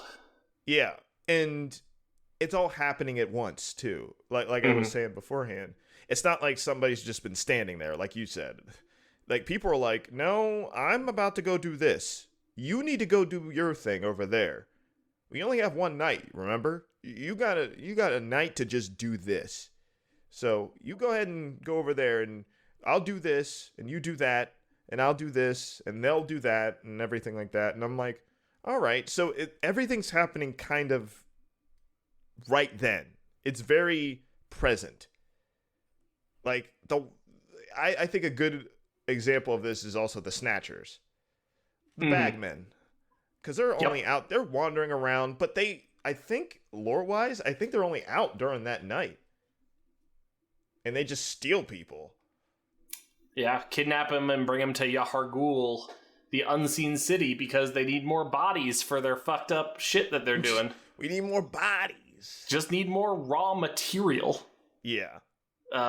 Those, like, you find, like, the werewolf variants there, and they're just, like, made out of, like, they're Frankenstein from, like, rogue limbs.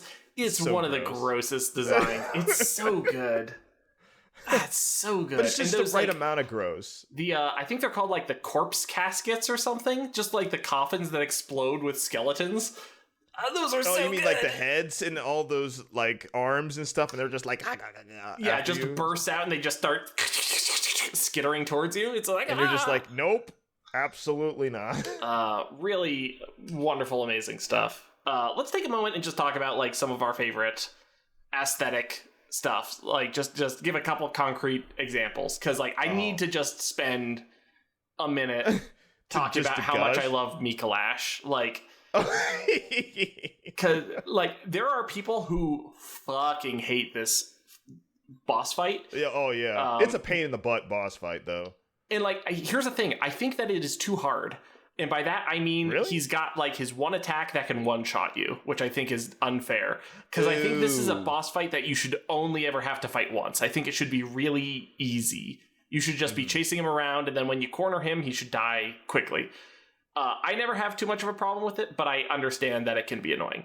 With that said, it is intellectually, like, on paper, like, the big ideas of it, it's the coolest shit in the world. Oh, like, yeah.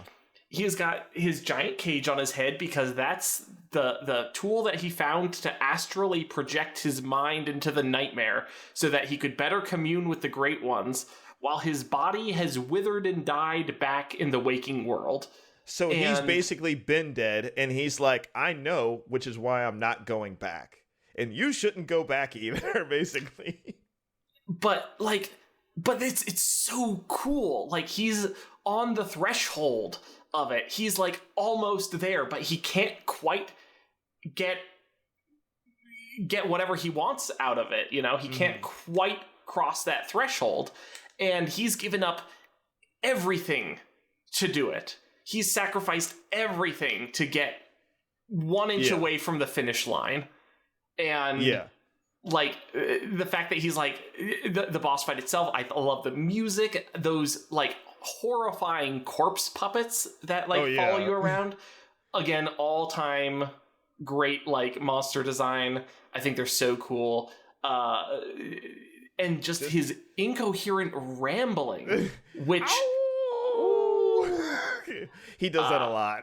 It's really good. Like, just he has so much personality and so much character, and when you kill him, his final line isn't like, "Oh, I'm going to wake up in my body and my body is dead." Oh, no, yeah. He says, "I'm waking up. I'm going to forget everything." Yeah. And he's so sad. Yeah. And it's he is, and I'm pretty sure, isn't he the one that started everything? He's technically the one that basically not started like the whole experiments on like the fishing hamlet. Like him starting the nightmare, I think. Or the dream, not the dreaming. It's the doesn't he have like a huge hand in that? I don't think so. Like it is muddy, like exactly. There's a lot of factions and a lot of like sub factions. So you have like the healing church, but within that there's the choir and the chorus and the church hunters, and the church hunters are different than the hunters. Yeah, and it's the church hunters are like the cops. Basically, they're the professional cops. Yeah, don't say shit to them. Yeah. No, I'm dead. You joke, but that's look. I think I can objectively say that all hunters are bastards. Like, I think that's just factually true. I mean, and that's the unfortunate thing about it, is because even as the character is a hunter, you understand why you are needed. It's because, you know, it's literally, it's one of those things where everybody has a hand in, like, truly everybody has a hand in what is going on. Even if you're just an innocent bystander in your house where you can knock on a couple doors and they're like, I ain't coming out there. What do you think? Or my favorite, praise you.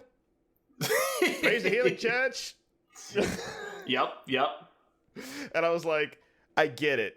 It's so funny and it's so sad and it's so hilarious at the same time, because I'm like, I get why you guys are scared, but you guys are also not helping. But I know why you're not helping. So I know, but the hunters only exist to solve a problem that they invented in the first place. That they created. Yep. It's like, and actually, the whole system's rotten. Yeah, the whole system's rotten. But it's funny because, it's really hilarious because some of the bad guys are actually trying to literally solve the problem in the most extreme way, like Mikolash. And I was like, you know what? He's kind of not wrong. And how he's going about it is like, yeah, I'm just going to turn everybody into bring everybody into the nightmare. Now, mind you, the nightmare is horrible because if you get too close to a certain line of sight of like the castle or something, you start to get frenzy. And frenzy is the worst status in this game. That's like, that's in my short list of complaints. It's too harsh. It's not fun to deal with. But the actual like image of like the Eye of Sauron tower, like causing your head to explode just by looking at it is incredible. Like, and by head explode, we mean like spears of blood coming out of your head, which actually happens when you start getting frenzy. You start going, until eventually you go, and then fall over, and you just went mad. I think they solved this in Elden Ring with madness, which is a very similar status effect that doesn't feel nearly as cruel. I was going to say it's less harsh. I know a lot of people don't like madness. It's because they think it's harsh. I'm like, you have no idea what harsh is. You have no idea. When you meet one of those like bell ghosts, whatever they're called, like the lantern. Like the winter lanterns. The winter lanterns. When you meet a winter lantern, it just gets a hold of you, and you're like, okay, I'm dead. I'm just dead. Yeah, winter lanterns are also in like my enemy design hall of fame. They're awful to fight, but they look incredible, and they're constantly singing to themselves. So cool. It's so good. Yeah.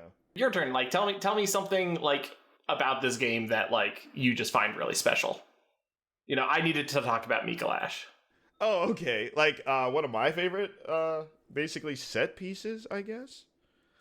Um I'm not gonna lie, I love Castle Canehurst.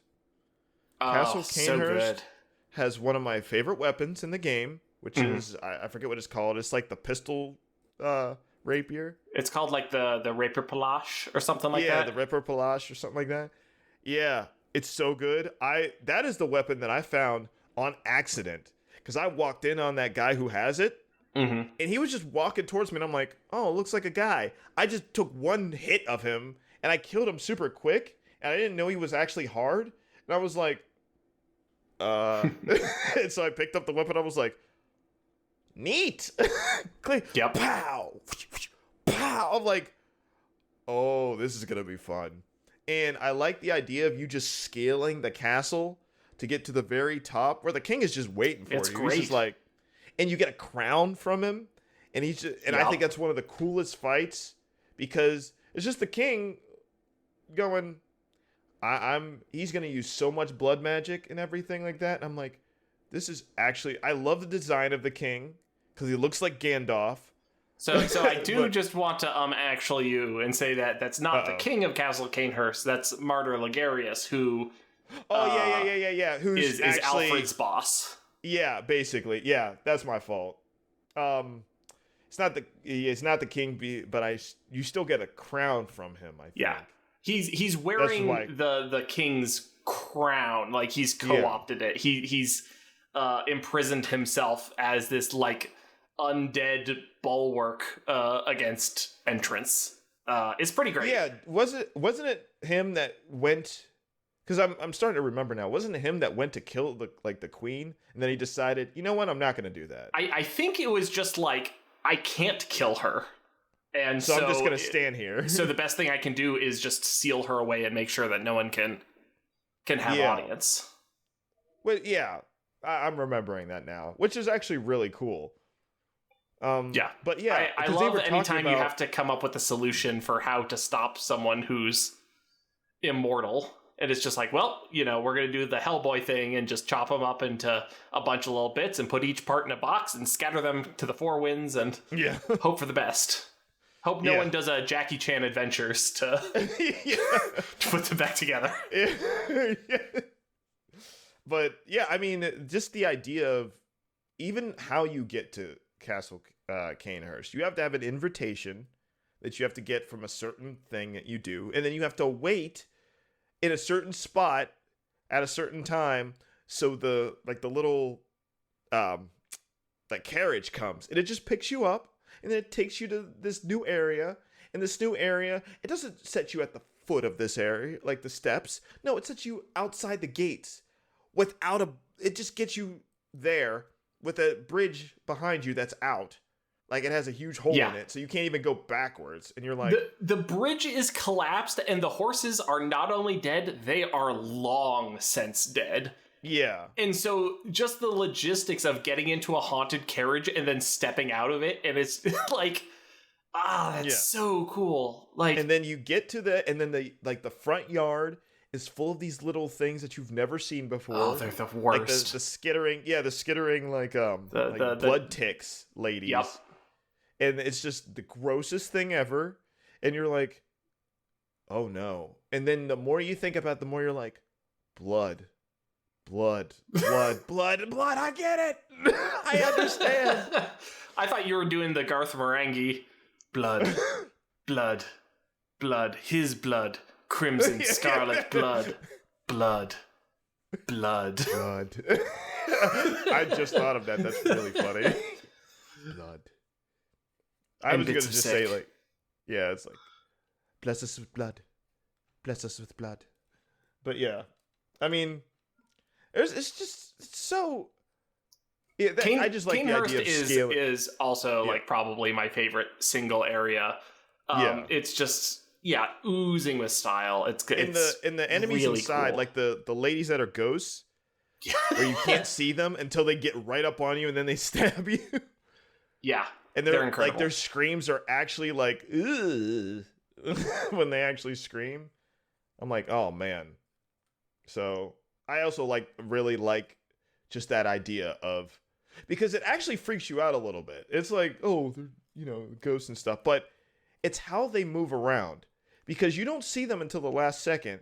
And not only that, but you can't sneak up on them because they'll literally face you immediately. They'll do an about face and just go and look at you, and then they'll start walking towards you slowly in long white dresses and stuff. And I'm like, ugh. I'm just gonna go over here.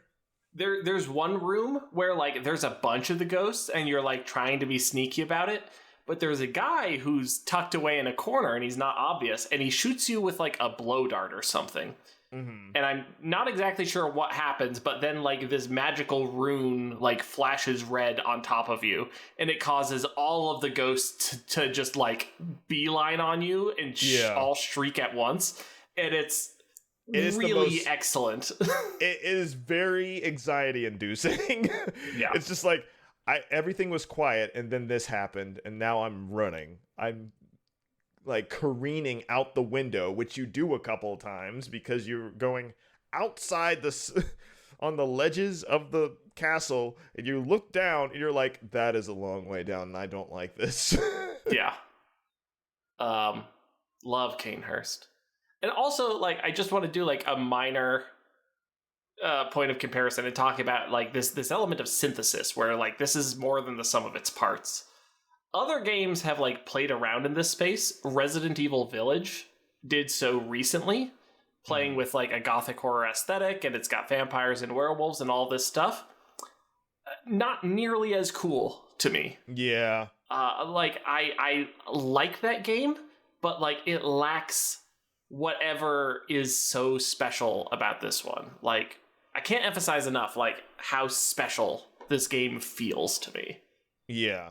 I like the fact that they don't shy away from the fact that it's literally werewolves and vampires and all these kinds of gothic horror, actual gothic horror things.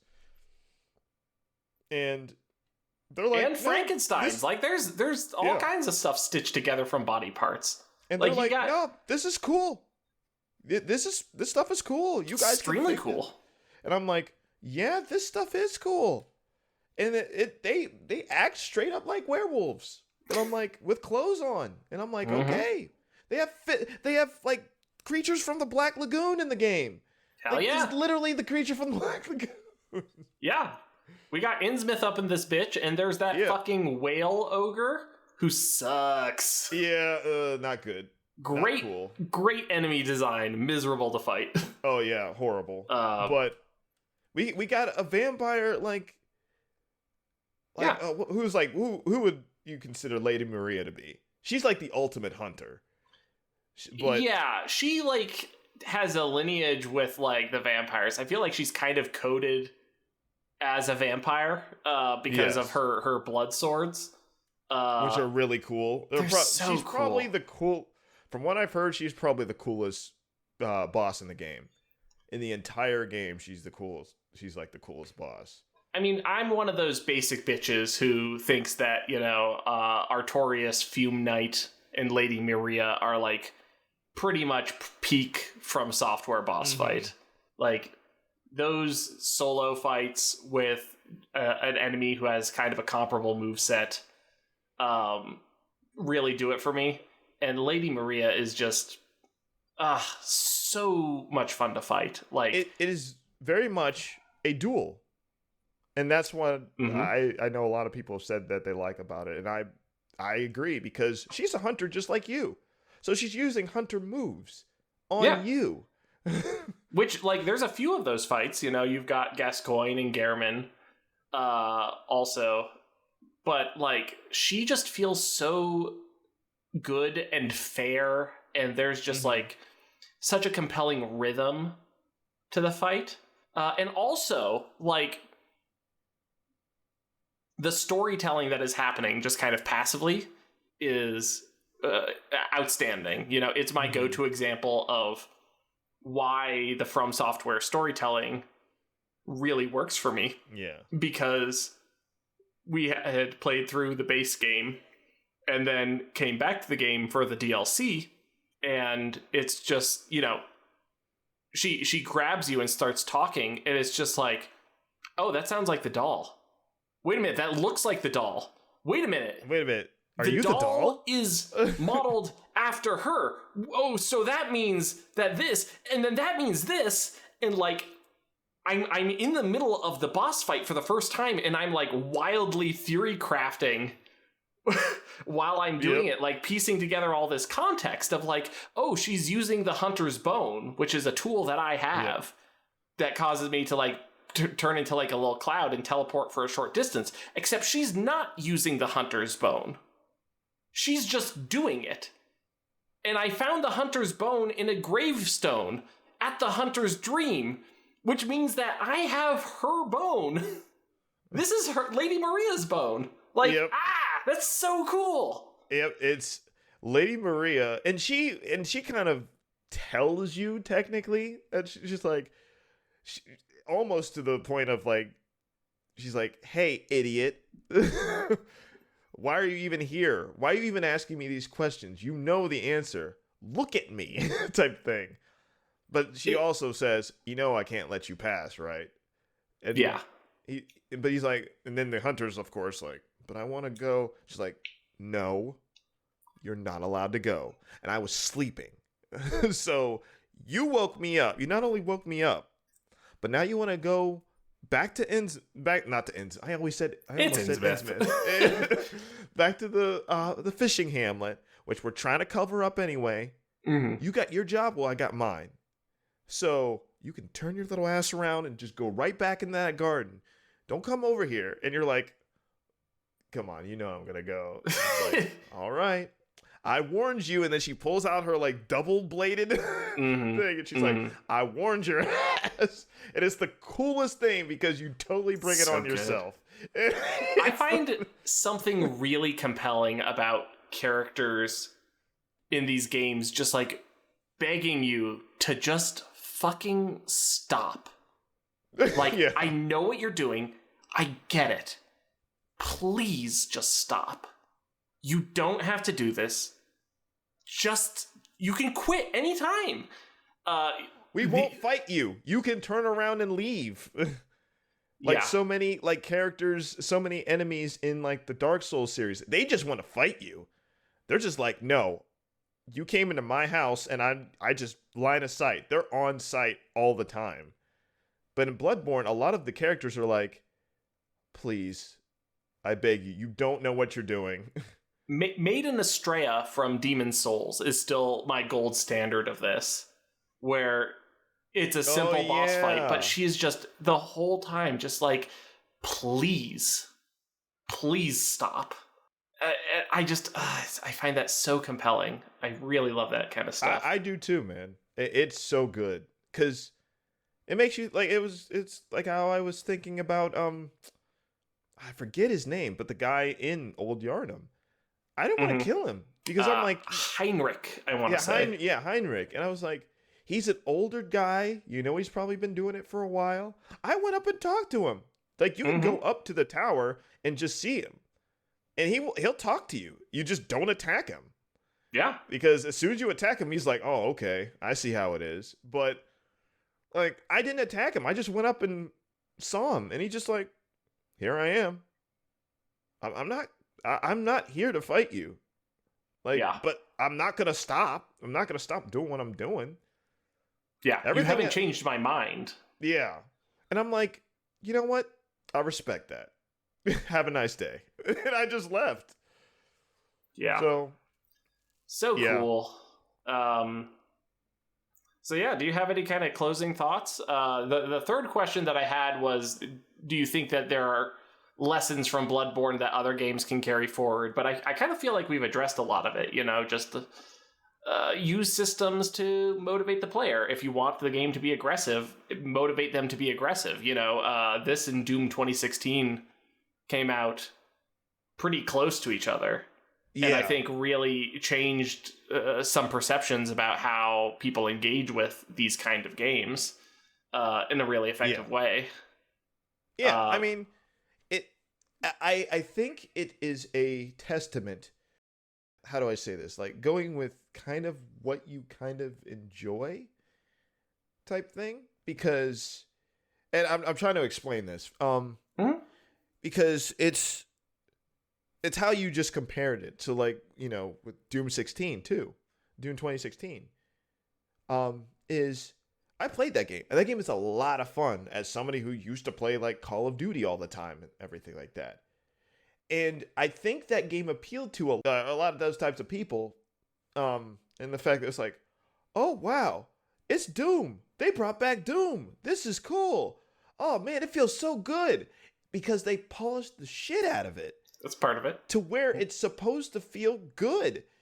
And it's the same thing. Like I feel like the same way about Bloodborne, in accordance to with another one of my favorite franchises, Devil May Cry. Not that they're the same Interesting.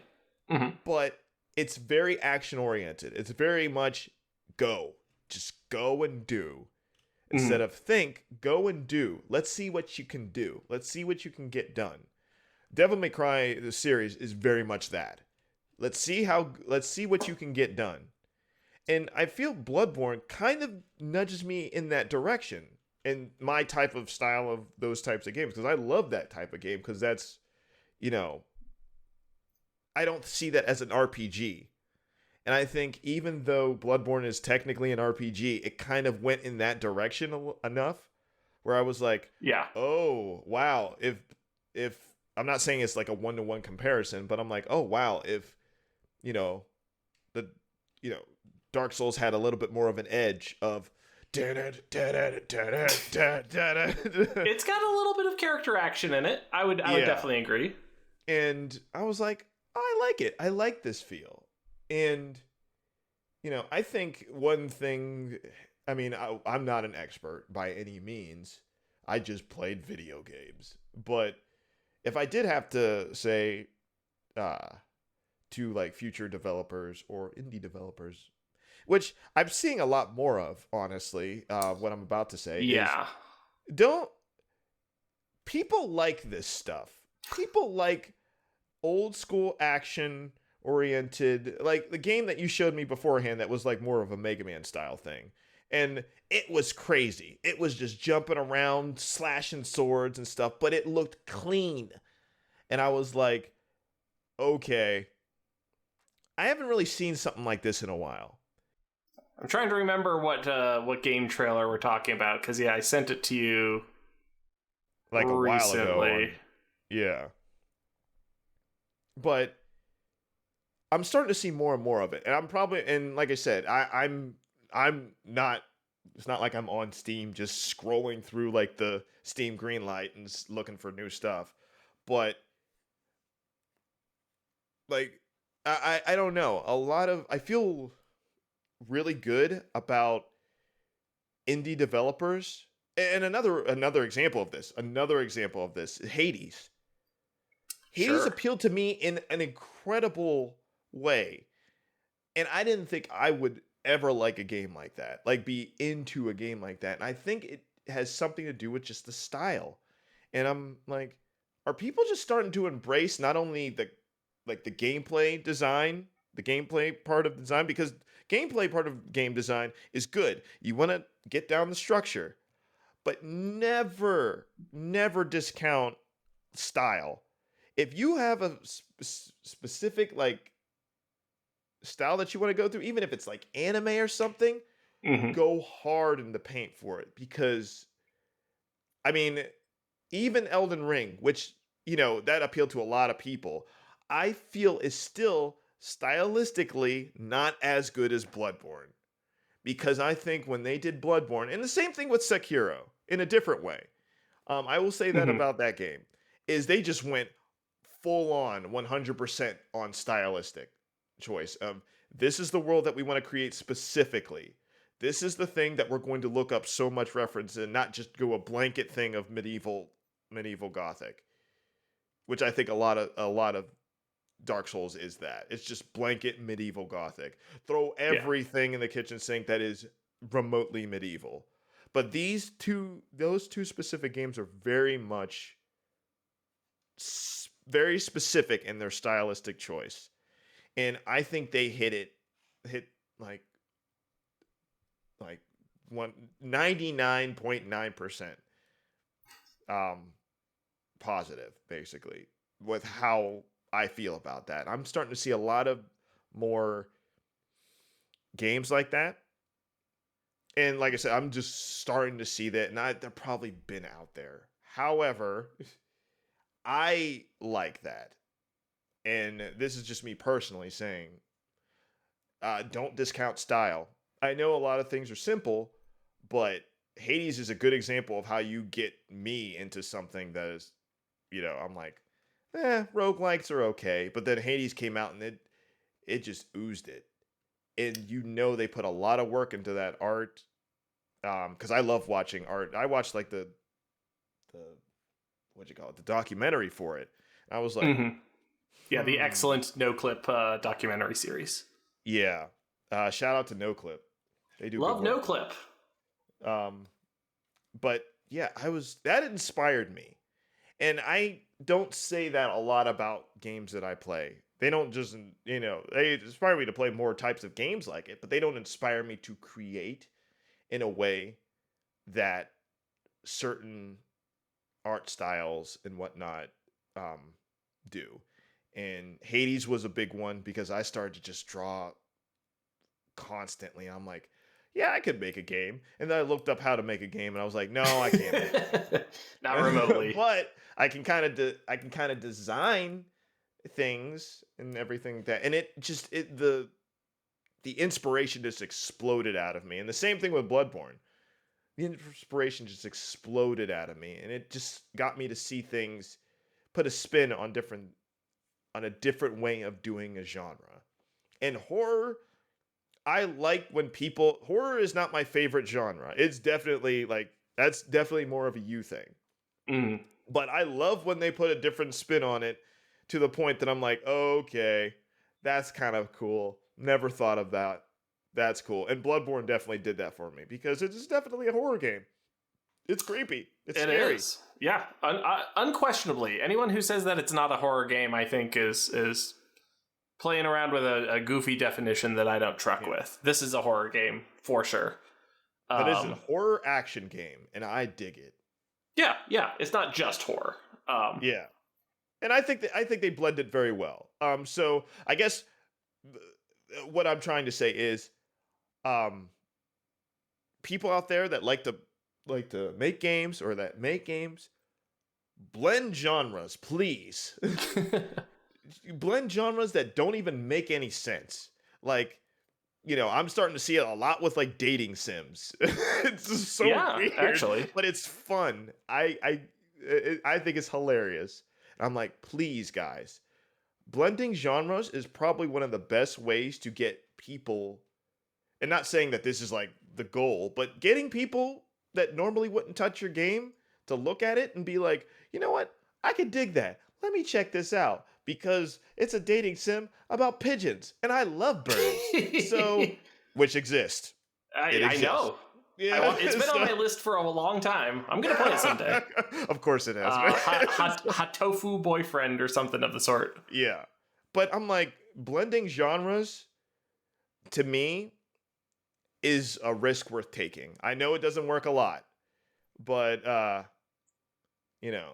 there's just something so chef's kiss about when you get it right. Yeah. So. Yeah. I just to second that, I think that you really can't discount first impressions and like the way that a strong style, a strong art direction, like a confident vision can just get people on board with you, makes a big difference, as well as, kinesthetics and making sure that things feel good in the hands and making sure that, there's just a lot of ineffables that go into this kind of thing. It's difficult for me to elaborate all the ways that Dark Souls and Lords of the Fallen are different. But there's a really big, really important distinction happening there. You did not have to take that shot. You did not have to take that shot. It's in the margins. Like, there's a lot of small things So yeah, just confidence, I think. Yeah, confidence. That's a big one. part of it. Like, people can detect confidence. And to me, like, confidence in art direction is something that I always feel. I always, like, get it on that, like, gut level. I appreciate that as well. Yeah. Which is why I know we're probably going to eventually do an episode on this, but Devolver Digital does this a lot. Yeah, like, Devolver curates style in a way that they like poop style, put it in a like a cup, like package it and wrap it up and be like, no, we're serious about this. This is how the Beast Plague started. Yeah. Bless us with blood. Minor appendum, that trailer that I showed Corey that he was talking about, that he was excited about, inspired by Mega Man, is called Gravity Circuit, and it does in fact look clutch. Kind of a Teflon name. It kind of fell off my brain, but aesthetically really good. It is. That is my kind of stuff right there. I can tell it feels good in the hands by watching the trailer, and that's a good sign. And that is a good way to do it. As an old school Mega Man enjoyer, where that game wouldn't have worked if it wasn't for the control, how tight the controls were. Mm-hmm. That is a big deal. And it also looks good. It sounds good. The music's incredible. I was like, I'm back in middle school. All right. Yes. We could continue talking about Bloodborne for many more hours because we already have, personally. Oops. But we gotta draw it to a close. So where can the nice people out there in internet land find you, Corey, if they want to get more of your shtick? Yes. As he has said, my name is Corey Revis. I am an illustrator and comic creator. You can also find me on Instagram at Earther1. That's EARTHUR_1 on Instagram. So and I have been Adam Bucheri. I am an animator and game designer. You can find my tabletop games at Boocherry, that's Boo like ghost, cherry like fruit, .itch.io. Feel like running a Bloodborne-inspired game in tabletop? Maybe check out Enter the Survival Horror. It actually is a pretty good fit. It's good stuff. Mm-hmm. Yeah. So, that is obviously enough Bloodborne talk for now. For now. For now. But yeah. So, dude, without further ado, I gotta get going. So Yep, me too. We'll talk about more Bloodborne stuff later and other stuff, you know how it goes. All right, man. I will talk to you later. All right. Big love. All right. Love you, dude. Oh! I sent you. I sent you my tentacle. Please respond.